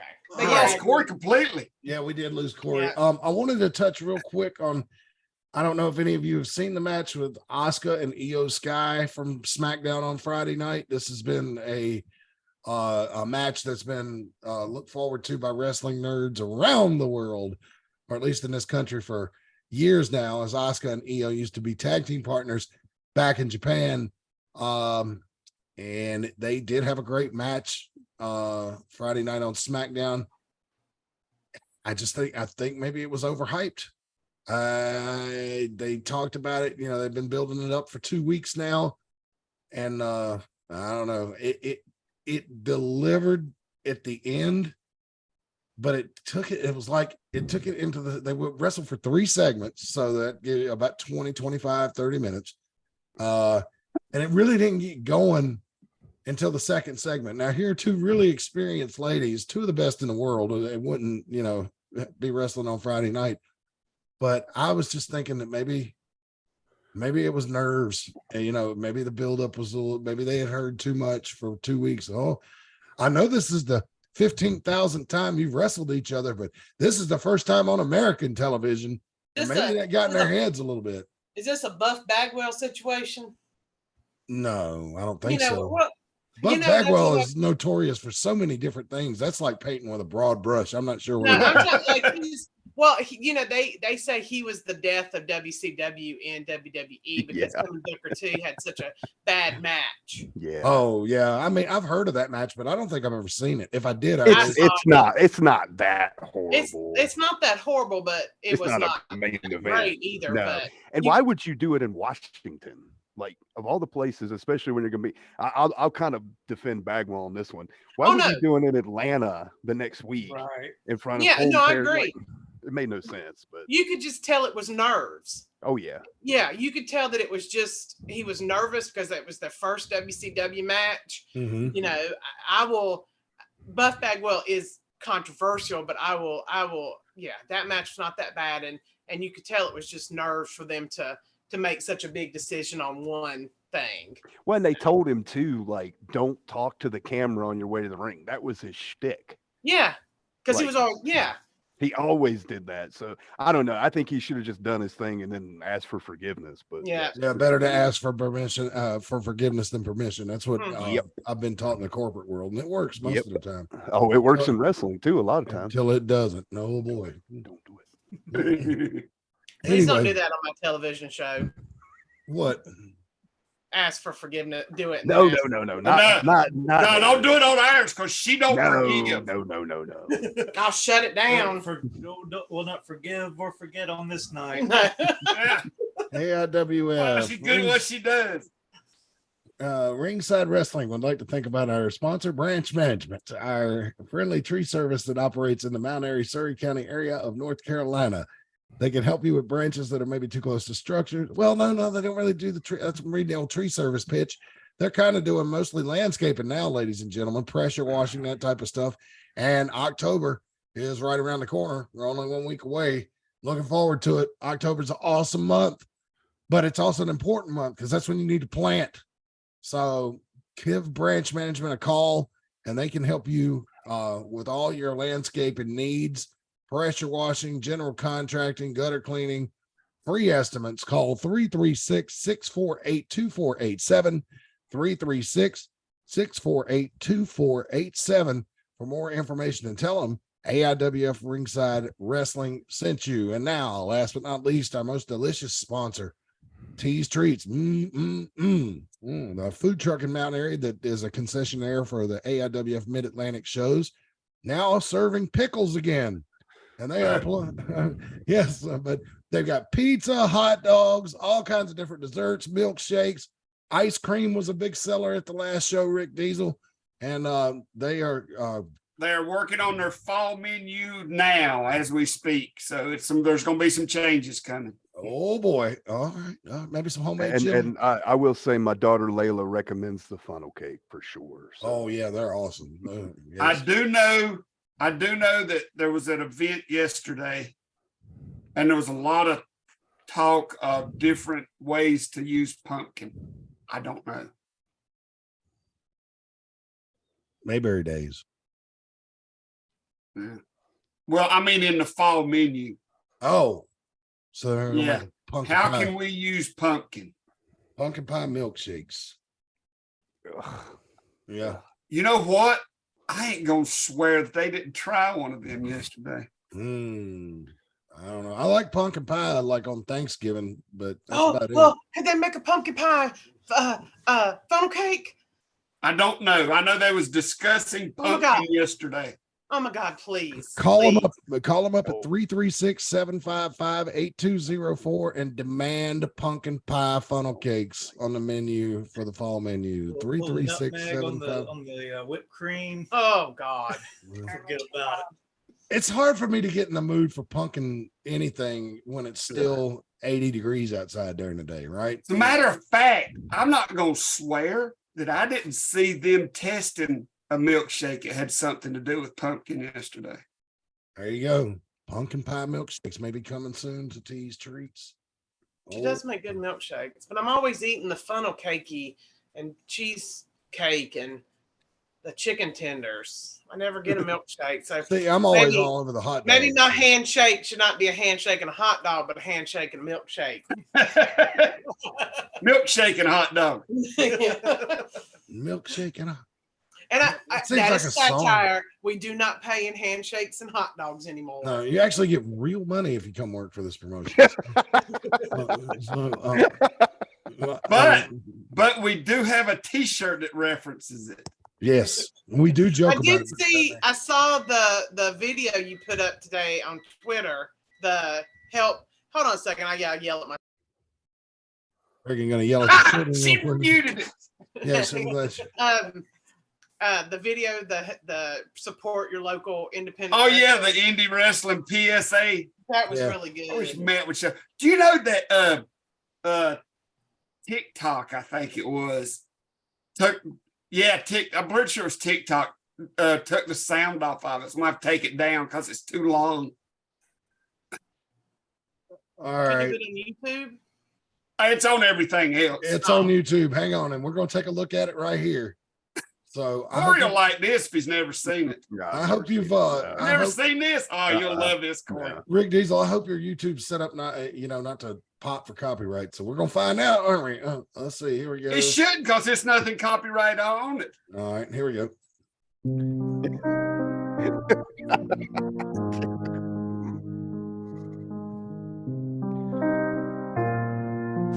I'm always willing to bleed for you. Sometimes you can't afford a hotel, and you have to sleep wherever you can. Sometimes you have to ride with people you don't like.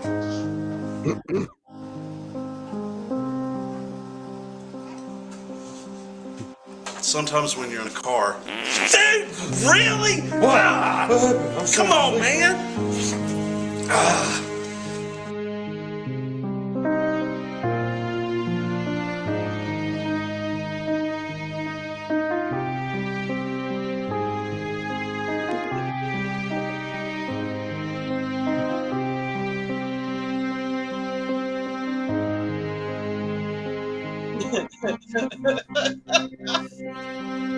Shared his hot dog with him. Doesn't even look like there's a hot dog in the mud.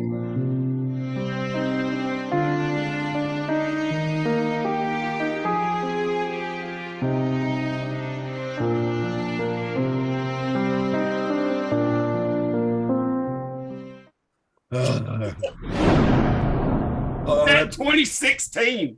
Yeah. God, I tell you one thing. Axton looks like a baby. He in that. did look like a baby. His head was completely behind. Now I want Corey's opinion of it. Cozone's my favorite part in that whole video. It's like I don't know that. Did you not give him an Iggy on it? Yeah. I don't think anybody gave him an Iggy on what y'all were doing. He's just like, And Sarah McLaughlin gave me that idea when she used to do all them tortured dogs videos. Have you seen the beer commercial she does where she's doing a takeoff on that? Yeah. But she's doing it for outdoor animals. And so it's completely stupid. It's great. She's got a great sense of humor. Great girl. That's James Anthony, right? Does he not age? No. Yeah, that was him. It was him, Kevin. The best part was, and I don't know, I'm assuming this is okay now. This was 2016, but the three guys riding in the car, and they say sometimes you have to ride with people you don't want to ride with, and the only guy that was an off color looks around. Yeah, no, I thought the same thing too. I was like, oh boy, that's a clear shot at the white guy. Did say off color? What? Yeah. Oh, white guy picture out like off and you can read his mind. Cut that out. It's like Dave Chappelle said years ago. It's satire. If you're gonna do satire, if you're gonna do humor like that, like especially racial humor, you got to dive in with both feet, man. You cannot be subtle about it. You cannot be. So, and I like that type of comedy, but it really makes a lot of people uncomfortable. I think about poor Dave Chappelle in the last 5-6 years.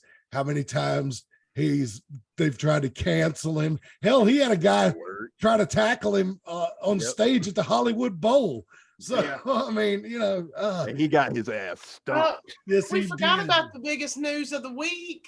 Hulk Hogan got married again. Oh, good for him. What is she, like 20 years younger than him? Oh no, I more think than that. I would bet. He's probably younger than his daughter. Yeah. Good for him. Good for Hulk. Well, hey, it is what it is, brother. Brother. Hulk Hogan he's been in the news not for good reasons the last few weeks because of just telling flagrant untruths on interviews and stuff like that. I don't really want to get into it here because let me add to that because that I actually listened to the Rogan podcast just to see what he lied about. I don't think Hogan knows he's lying. I think the story has been so like tangled up in his brain to the point he believes what he's saying because he looks authentic when he does it. Mm-hmm.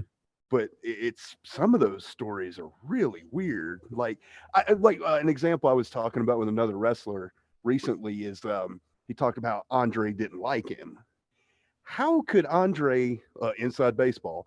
How could Andre not like you and let you slam him on television in 1980? In front of 93,170. Well, no, that was 87. I'm talking about leading into Shea Stadium. Oh, okay, yeah, that's he right. slammed him in Allentown. Yeah, and then he slammed him at like what? Andre's doesn't like you. He's gonna. Well, who slammed Andre in Mid-South? Do you remember who did that? Was that Kamala? Kamala. Yeah, it was Kamala. Yep. Yeah. So Andre wouldn't let anybody do anything to him he didn't want them to do. Exactly. And you couldn't do anything he didn't want you to do. If he didn't want you to do it, you didn't do it. I don't care who you were. Mm-hmm. I saw a match. I think it's now he hated the Iron Sheik. Yeah, he hated the Freebirds too. Genuinely hated, and everybody knew it, including the Sheik. Was Stud. He hated Big John Stud too. That's why Big John Stud never slammed him. Yeah. I mean, that's a perfect example right there. Yeah, but Andre didn't like the Sheik because he was always coming and he was always all fucked up and stuff. I think is part of what that was. That's the same reason he didn't like the Freebirds. And if you ever thought Andre, you weren't sure whether he liked the Freebirds or not, there's a match in Texas with him and I think the Von Erichs against the Freebirds where he takes either Michael or Buddy Jack and just throws them down in the ring and sits on them for about 3 minutes. Ooh. Yeah, and so if you can dig that up, man, it's out there somewhere. I've seen it, but and it's been a long time. So to correct, I may be wrong about the territory, but he does squash one of the Freebirds pretty good, and I think it was after their short run in WWE. All right, so here we go. We were talking earlier today in the chat about the state of women's wrestling, and particularly in the indies. Now, this is what's probably going to get us some heat. So if anybody is not comfortable about the subject matter and don't want to jump in on this, you feel free to be quiet. That's fine. We were talking about the great women's wrestling, Asuka and Io Sky, and I've said last week, I went on record and said I think Becky Lynch is the best women's wrestler in the world right now. And that's just my opinion. And opinions are like assholes. Everybody's got one, so just fine. But if you're lucky, women's wrestling in the indies, although it does generate a lot of hits on YouTube, there are we keep running into this problem and keep having this debate year after year. We are having it fucking 10 years ago. That a lot of these girls think that they're worth more than they are, and they charge 2 to 3 times as much as the boys, maybe more. I don't know. I've just, I've heard horror stories without dollar figures. Not reliable. I can tell you for a fact that they're not as big of stars as they are, let me just say this. Which all makes us appreciate Clara, because Clara tells you she's going to be somewhere, she's there. We give Clara shit about her techniques inside the ring, but outside the ring, she's a fucking pro. And she's, so kudos to you, Clara. You are a ray of sunshine and sometimes would seem like dark waters. So I would like to just go around the room and get your opinions on this kind of stuff. Reagan's got her hand up. Okay. This is where I'm going to go at it. So as a woman who was wrestling in, I guess, early 2000s, when there were no real, well, there were some, but mostly you didn't come across professional wrestling with a woman that was not about tits and ass. So I came up in the time where there were no women to work. There were no women to book, except like Susan Green or like these older women who could work. Lalani And Kai. Rick can chime in if he thinks I'm wrong. So that was one of the reasons that I wrestled men, because there were no women who were technically sound to be. I mean, I'm not saying I'm the best technical wrestler, but I was trained as a tech. Don't shake your head at me. Why? You said it. I was just agreeing with you. But I could. I was trained as a technical wrestler. I could do technical wrestling. I didn't because I enjoyed hardcore better. I was gonna say, I remember you doing hardcore. You know, this Tough Custer and I would have some technical matches. Ish. So hey, I can do chain wrestling.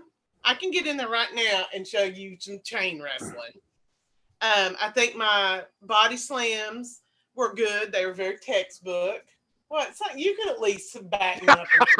Oh yeah, Brian. Go ahead and answer that one honestly. Well, I'm the one that trained you, so yeah, I would hope that you. There you go. I wouldn't have let you in.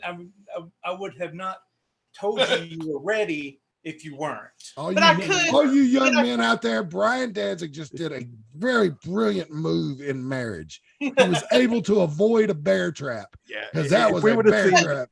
If we would have seen that relationship dissolve right there, I would have laughed. I had some. I wrestled the Red Scorpion in a non-hardcore match. Mm-hmm. So, and the Tough Customer, but no, I'm mostly. But I'm gonna say, like, I would say that I was. You could not find women that I could wrestle. No, you just couldn't. This was all right. Just to give you, for your younger folks, a little frame of reference here. Reagan was wrestling her term in the AIWF when the only women wrestlers on TV were pretty much Trish and Lita. Yeah, and they wrestled each other every other week. It seemed like. So you had two women who were, but mostly you had bra and panty matches. You had, I don't know, some other those type of things. Didn't they have one with like a bed in WWE? No, they did mud. Yeah, they did mud. So like, yellow stuff like that. Edge and Lita pretended to fuck in a bed on Raw one night, which I still is that what it was? I still think is one of the most distasteful things ever done on TV. Next to Triple H pretending to fuck a dead body. That was probably the two lowest. And the sexual assault of Stephanie McMahon, but whatever. But he was cracking one-liners in that, and so it was a little easier to swallow. But anyway, back to what I said. So, but back then then you had bang. It was mostly, and I don't want to say fetish because I'm not kink shaming, but it was like guys didn't watch women's wrestling for the rest. Whoa! What happened? I don't know. So I am thoroughly finding respect in this business as technical wrestlers. I appreciate that fact. Okay. Now, the caveat is you have a few who still treat it like that. And I think that's one of the reasons, like, they treat it like it's a gimmick. Oh, the gimmick is I'm a woman's wrestler, and because of that gimmick, I should be making more money, when they should be looking at it as I'm a professional wrestler, and I'm doing my job as a professional wrestler, whether I'm a man or a woman. I am a wrestler. Well, somebody I think is putting it in their heads when they go through training. I don't know. I don't think anybody was putting it in anybody's heads that goes to good schools. But oh yeah, you're a woman, you're pretty, you know, that they're gonna pay 3 times as much to see you in your skimpy outfit.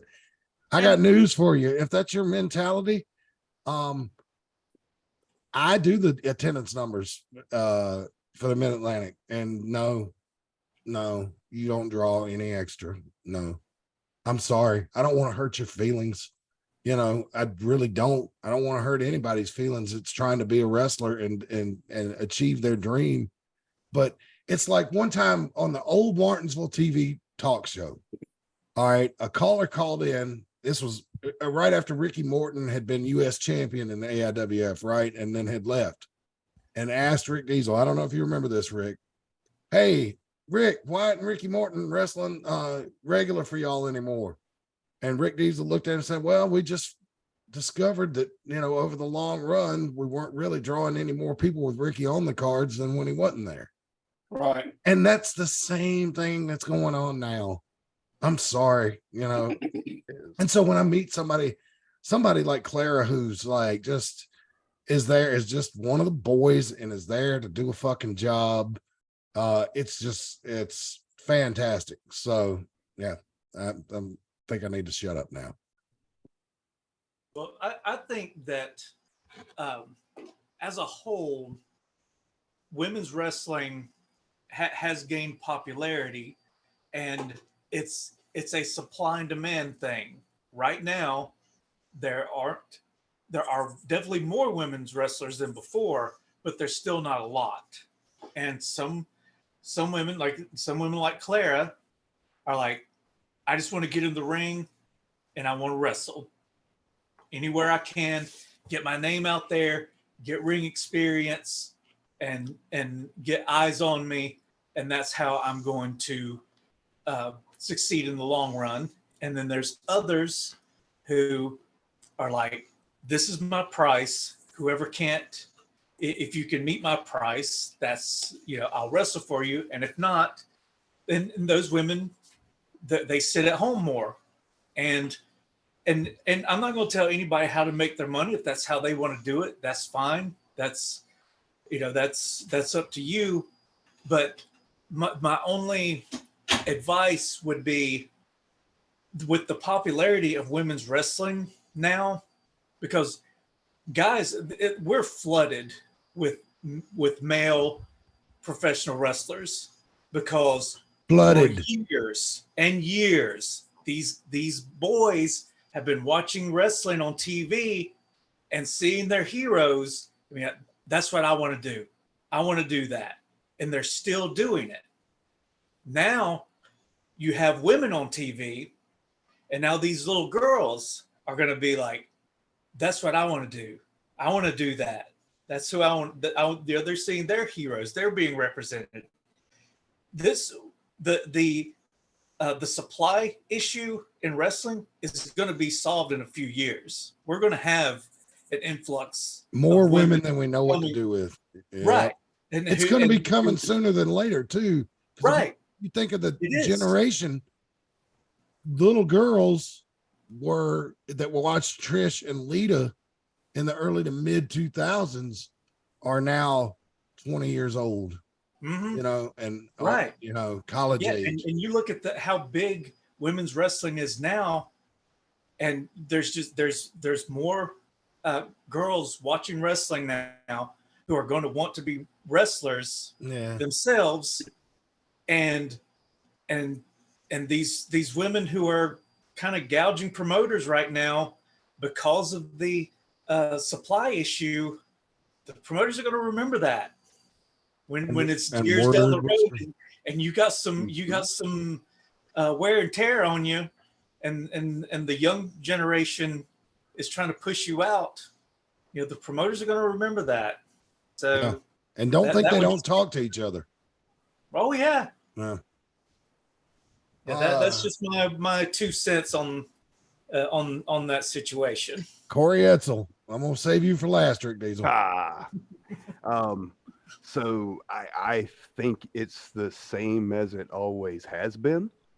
I remember when I started going to indie shows, the best female wrestler out there was Lexi Fife, and I appreciate how good she is now, because everyone she worked was the shits. Unless it was somebody from Moolah School, they were the shits. Now, let me reiterate, there are more good, talented girls now, but most of them are the shits. They are horrible. and I have no problem saying it. To me, if you do not know the basics, just little stuff, just tiny little things, you're not, unless you're a TikTok superstar or YouTuber content creator that's going to blow up, no one's going to pay attention to you. Go in and learn your craft. Maybe learn how to work just a smidgen. I'm not saying you got to go out there and be Daniel Bryan or Brian Danielson or anyone of that level. But if you're a wrestler and you don't really know who Sarah Del Rey is, I've got a problem with you. And there's a lot of girls that don't know who Sarah Del Rey is. So I think it's going to be something that's going to be consistent. Like for some, it's a money grab. For some, it's a passion project. The good thing about men, though, is we can run each other off a lot quicker. I have no problem running off guys that are the shits. Doesn't bother me a bit. Not one bit.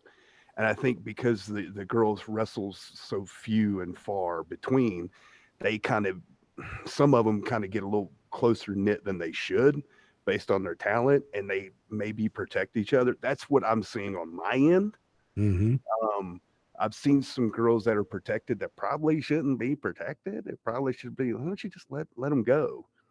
But I actually was having a similar discussion with somebody because I was talking about Trish when she come back to work with Becky, and how you can look at Becky and see how she's miles, light years ahead of Trish. I'm not saying that Trish wasn't okay, but I think even in 2002, Becky now would still be, there's no comparison. She's just so much better. And overall, their quality is so much better. But on the independents, boy, they're still the shits for the most part. Yeah. And I watch everything like I do. I pay attention. I'm not one of these old timers that's like, you reckon don't know what you're doing. Fucking kid. No, I'm not like that. I'll give you advice if you want it, but I'm not just going to go, hey, it's just one of those things. Like, it's one of the delusions in pro wrestling I don't understand, and women seem to have it a lot. Not that men don't, but more higher ratio maybe with women. Yeah. Maybe It's like you want to be treated like an equal, but then you make yourself, you hype yourself like that you're more than what you are. Yeah, that's why I say some women look at themselves as wrestlers. Yeah. Some of them look at themselves as women's wrestlers. Yeah, and the point Corey was making about maybe protecting people who shouldn't, maybe part of that is almost like a self-defense thing of, the fewer women there are out there to wrestle, the fewer bookings they're going to get. It's like, I can wrestle, this girl really can't, but if this girl isn't here, there's nobody for me to work. So I'll try to get in there and lead her as best I can, even though she doesn't really know what she's doing. It's better than nothing. Yeah. All right, Rick Diesel, from a promoter's standpoint, what do you want to add to this? Because I know this is a touchy subject. Well, yeah, it is, especially for me. I mean, but don't feel pressured. I mean, if you don't want to say anything, don't feel pressured. I think some things need to be said. Like I feel like, well, a lot of promoters are part of the problem. How's a lot that? of promoters. I've noticed this around here. There's a girl around here that has not been out of training. Matter of fact, I'm not even sure she's out of training now. And I see a lot of promoters that are bringing her in, and they're like making these big old promotional pictures. So-and-so is coming. This girl's coming to our show. It's like she's a star. And that gets in their head. So now she's like, oh man, look how they're promoting me. I must be awesome.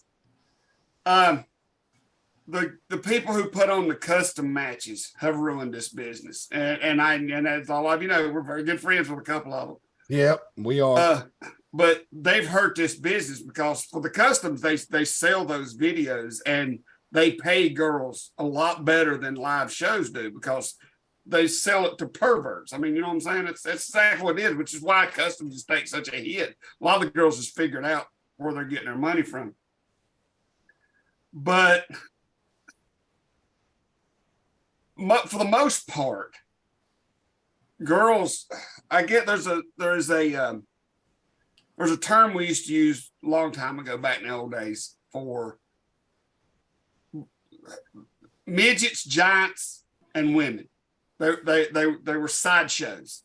Yeah. Or yeah. And I mean, you know, and that's how they viewed them, and that's how fans viewed them. And now, even if you look at WWE and AEW and Impact and all of them, yes, they got these big women stars, but they're still only like out of a 10-match card, there might be 1 or 2 girls matches. Yeah.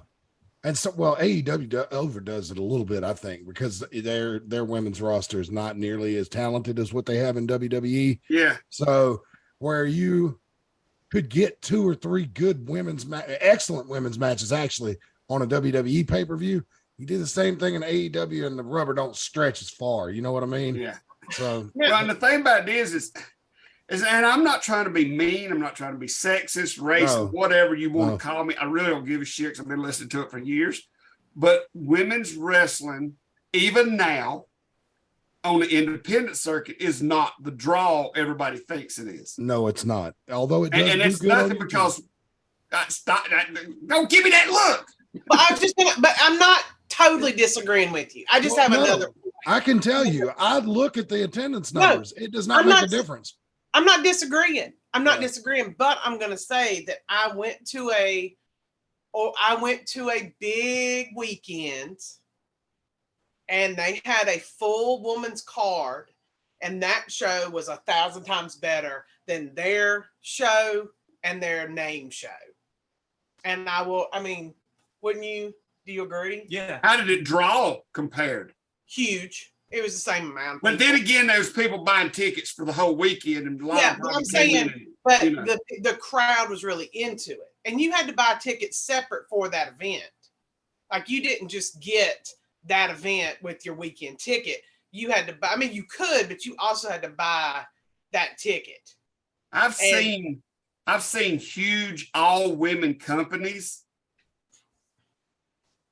I've seen pictures from their shows look like a 50 people in the crowd. Yeah, I know, and it's like that's the problem. Is like I was looking. I've never paid attention to WoW, like up until I watched wrestlers. WoW is the new fucking. It's Glow. Yeah, it's Glow. David McLean is a producer of it. And I had heard stuff about it being wrestling for women. But then when I looked at it, I said to Brian, it's the same fucking thing as Glow. Yeah. I was like, it's vignettes with sexy women who are actresses and that's the problem.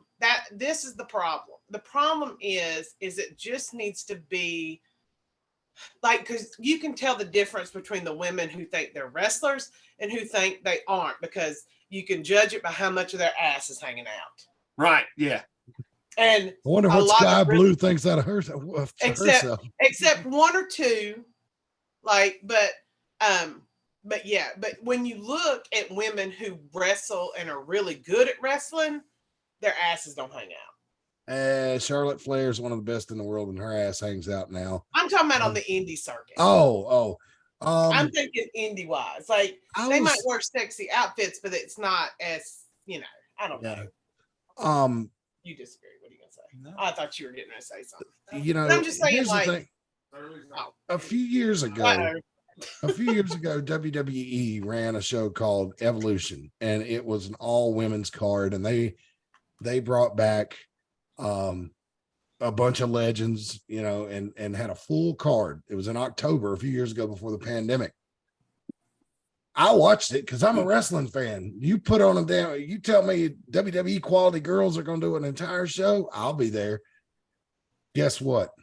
A lot of the old timers couldn't go anymore. Trish was good, Lita was fine, but a lot of the old timers couldn't go anymore, and wasn't received well on social media that much. I mean, the normal types were, oh yes, this is wonderful.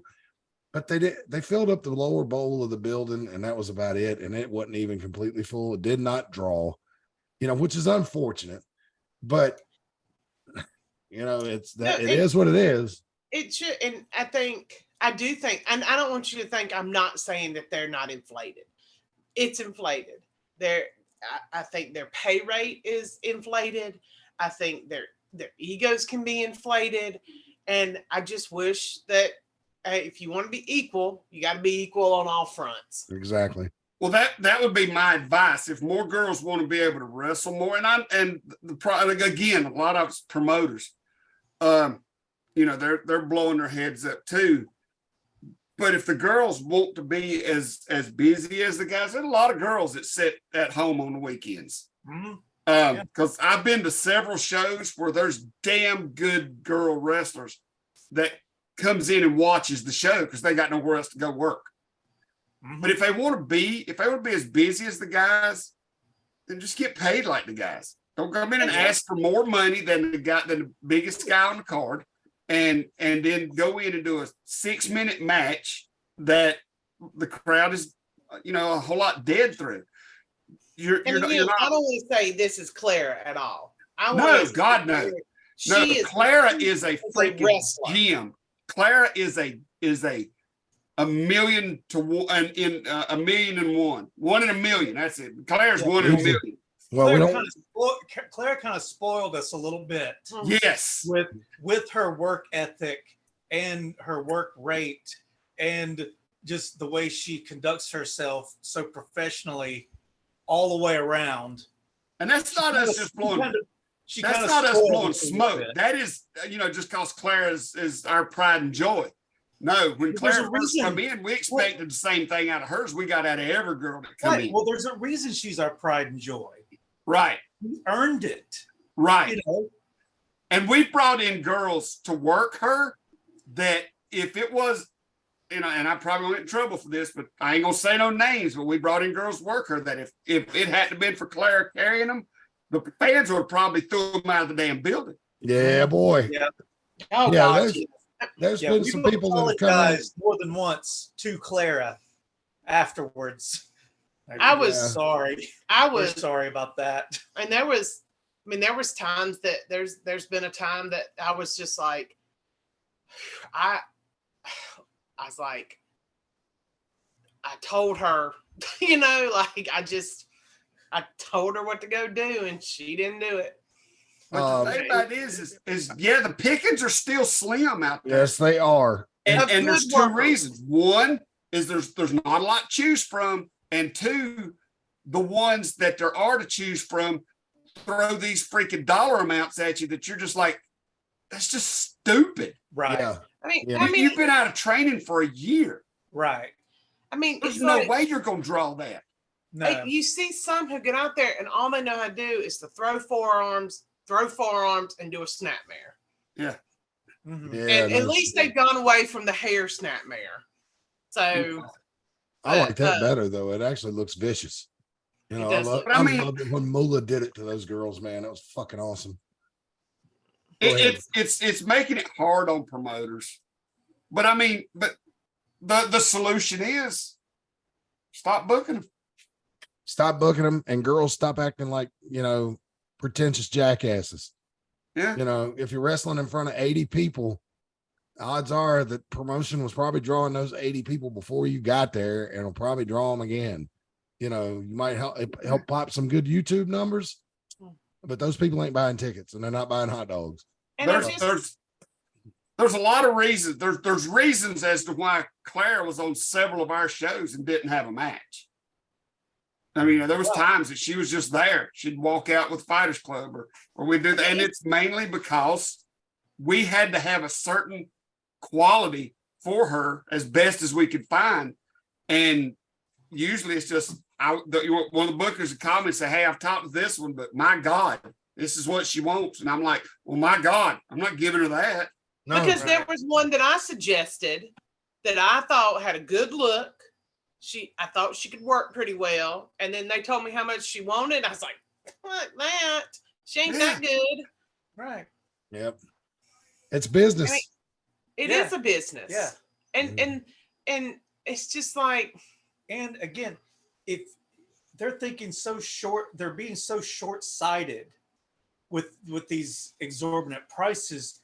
You want to look at the people who have started in the AIWF and worked their way up and are now in WWE and AEW, those guys, those are the guys you need to follow suit. Those are the ones who went out and worked everywhere they could, made as much money, made a, not a lot of money, but got their name out there.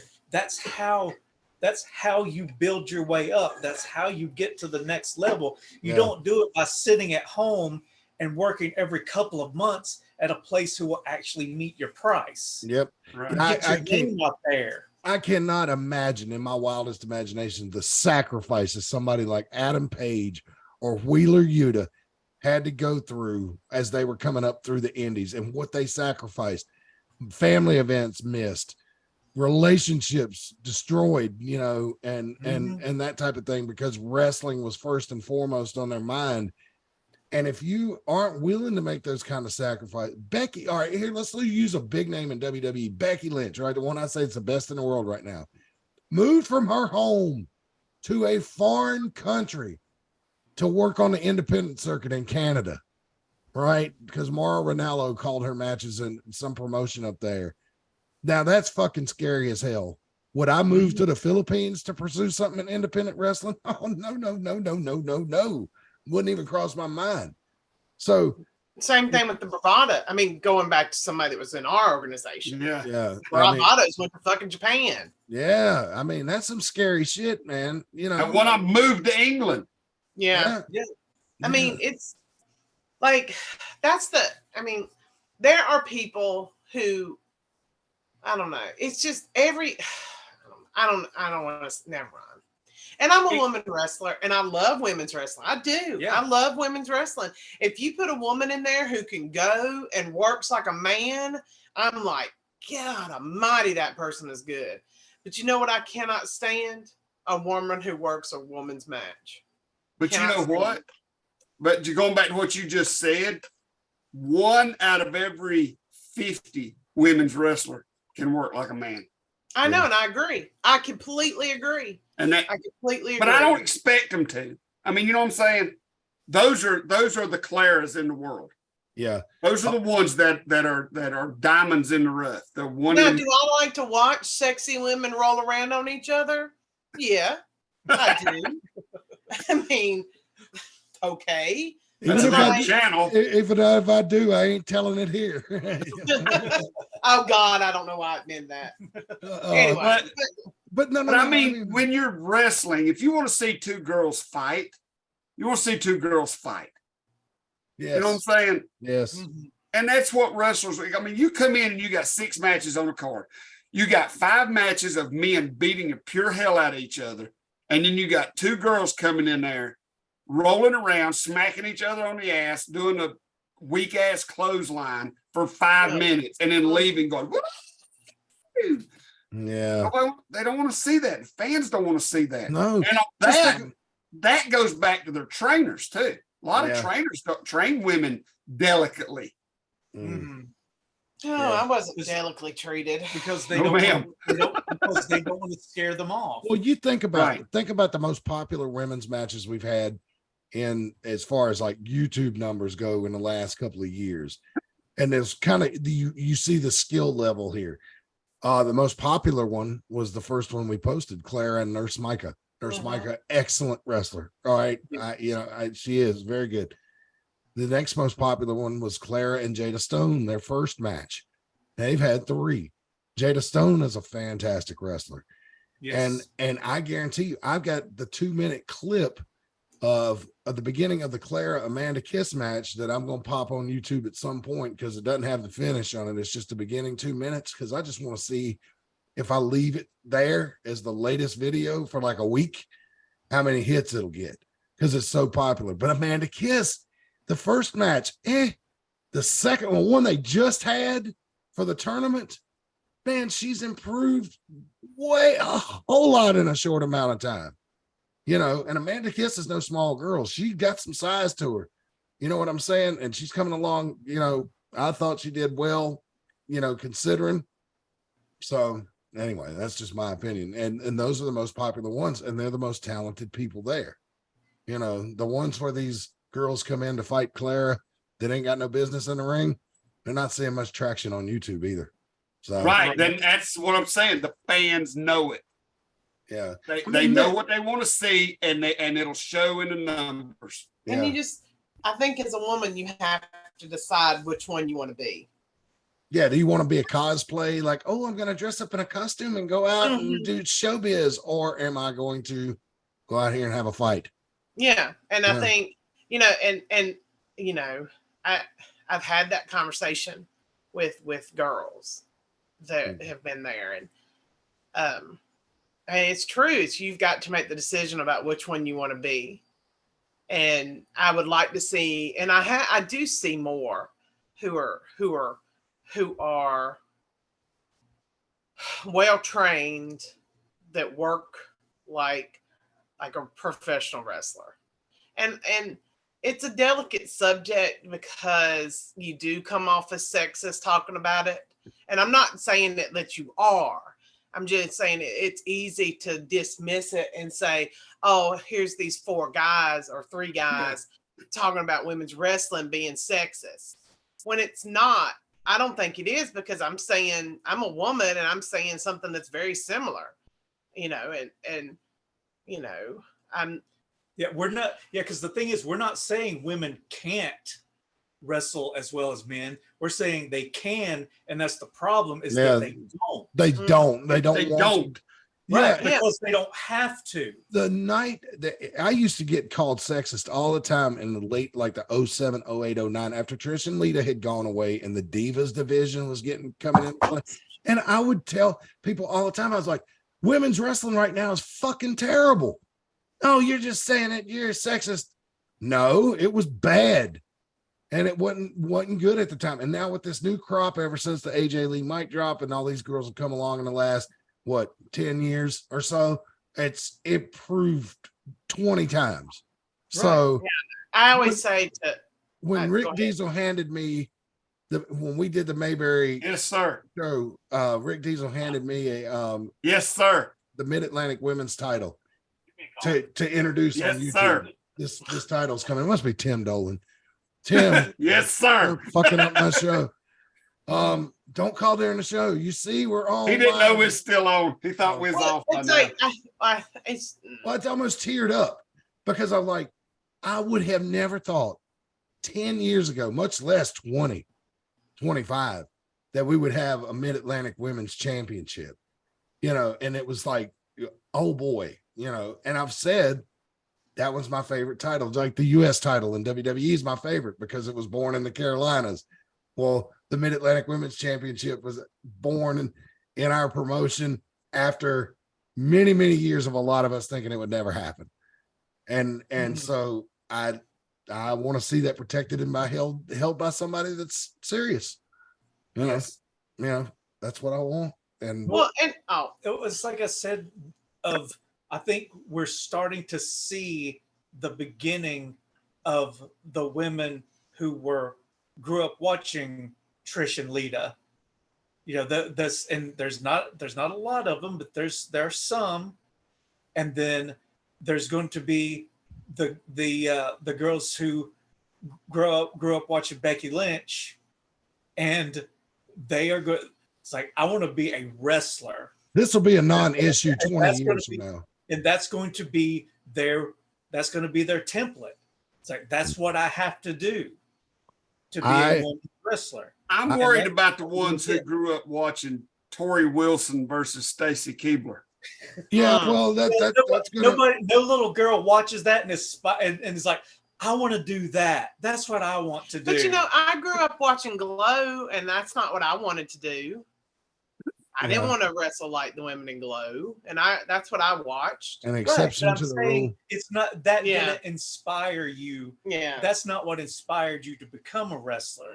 Watching that, you watched it and you were entertained, but you didn't see that and was like, "That's what I want to do." Yeah, I want to be a cartoon character and roll around. Well, I always say to Rick, some dude's pants off. You know. Yeah, I always tell Rick, I don't know how in the hell he let me get in this organization as a wrestler. I don't know how. I think she got inspired to be a wrestler watching Brian Danzig walk around the ring with a barbed wire chair stuck to his head. Yeah.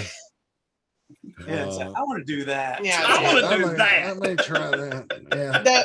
As soon as I It's that kind of shit that made me glad that I wanted to hold a microphone. I knew I'd made the right decision, so it worked the opposite for me, Reagan. I get it. Yeah, I knew from the moment Don Carson let me smack him in Martinsville, I was like, I want to hurt people. All right, so we've had our rant Jesus on the Christ, state it's of 9 o'clock. I know. So this is why we don't have but like maybe 2-3 audio versions of this up a month. We use up our time limit pretty quick. But a very engaging discussion. As some of you watching may have realized, Corey Etzel disappeared. He had a computer malfunction, and that's what took him out of the show. He wasn't just so disgusted with women's wrestling right now. He left. But he's like, he told me, sent me a message, says, I like to call people the shits and then leave. So, but anyway, any final thoughts before we get out of here, everybody? I'm out of thoughts. I'm out of thoughts too. Me too. I'm gonna see if I can get this thing up on YouTube before midnight. If it doesn't show up on YouTube until tomorrow, we ran into copyright issues and had to trim it out. So that's what happened. All right, guys. Hey, I watched that on YouTube. What I showed you, I watch on YouTube. Okay. Yeah, but that's a problem. If the content creator doesn't allow you to use it, you can't use it. So I'm not watching it from a real content creator. Oh, okay. Well, we'll see if they check the box or not. Believe me, I'll get a notification. But anyway, so we'll get out of here, guys. Thank you for joining us. Remember, the next big show, October 7th, we'll be filming 3 episodes of Mid-Atlantic. I want you to join us for that. We'll be back right here next week. Same bat time, same bat channel for more compelling wrestling discussion here on AIWF Ringside Wrestling. For Brian and Reagan, Dangerously, Corey Etzel, and Rick Diesel, I am Mad Matt Carter. Until next time, wrestling fans, so long for now.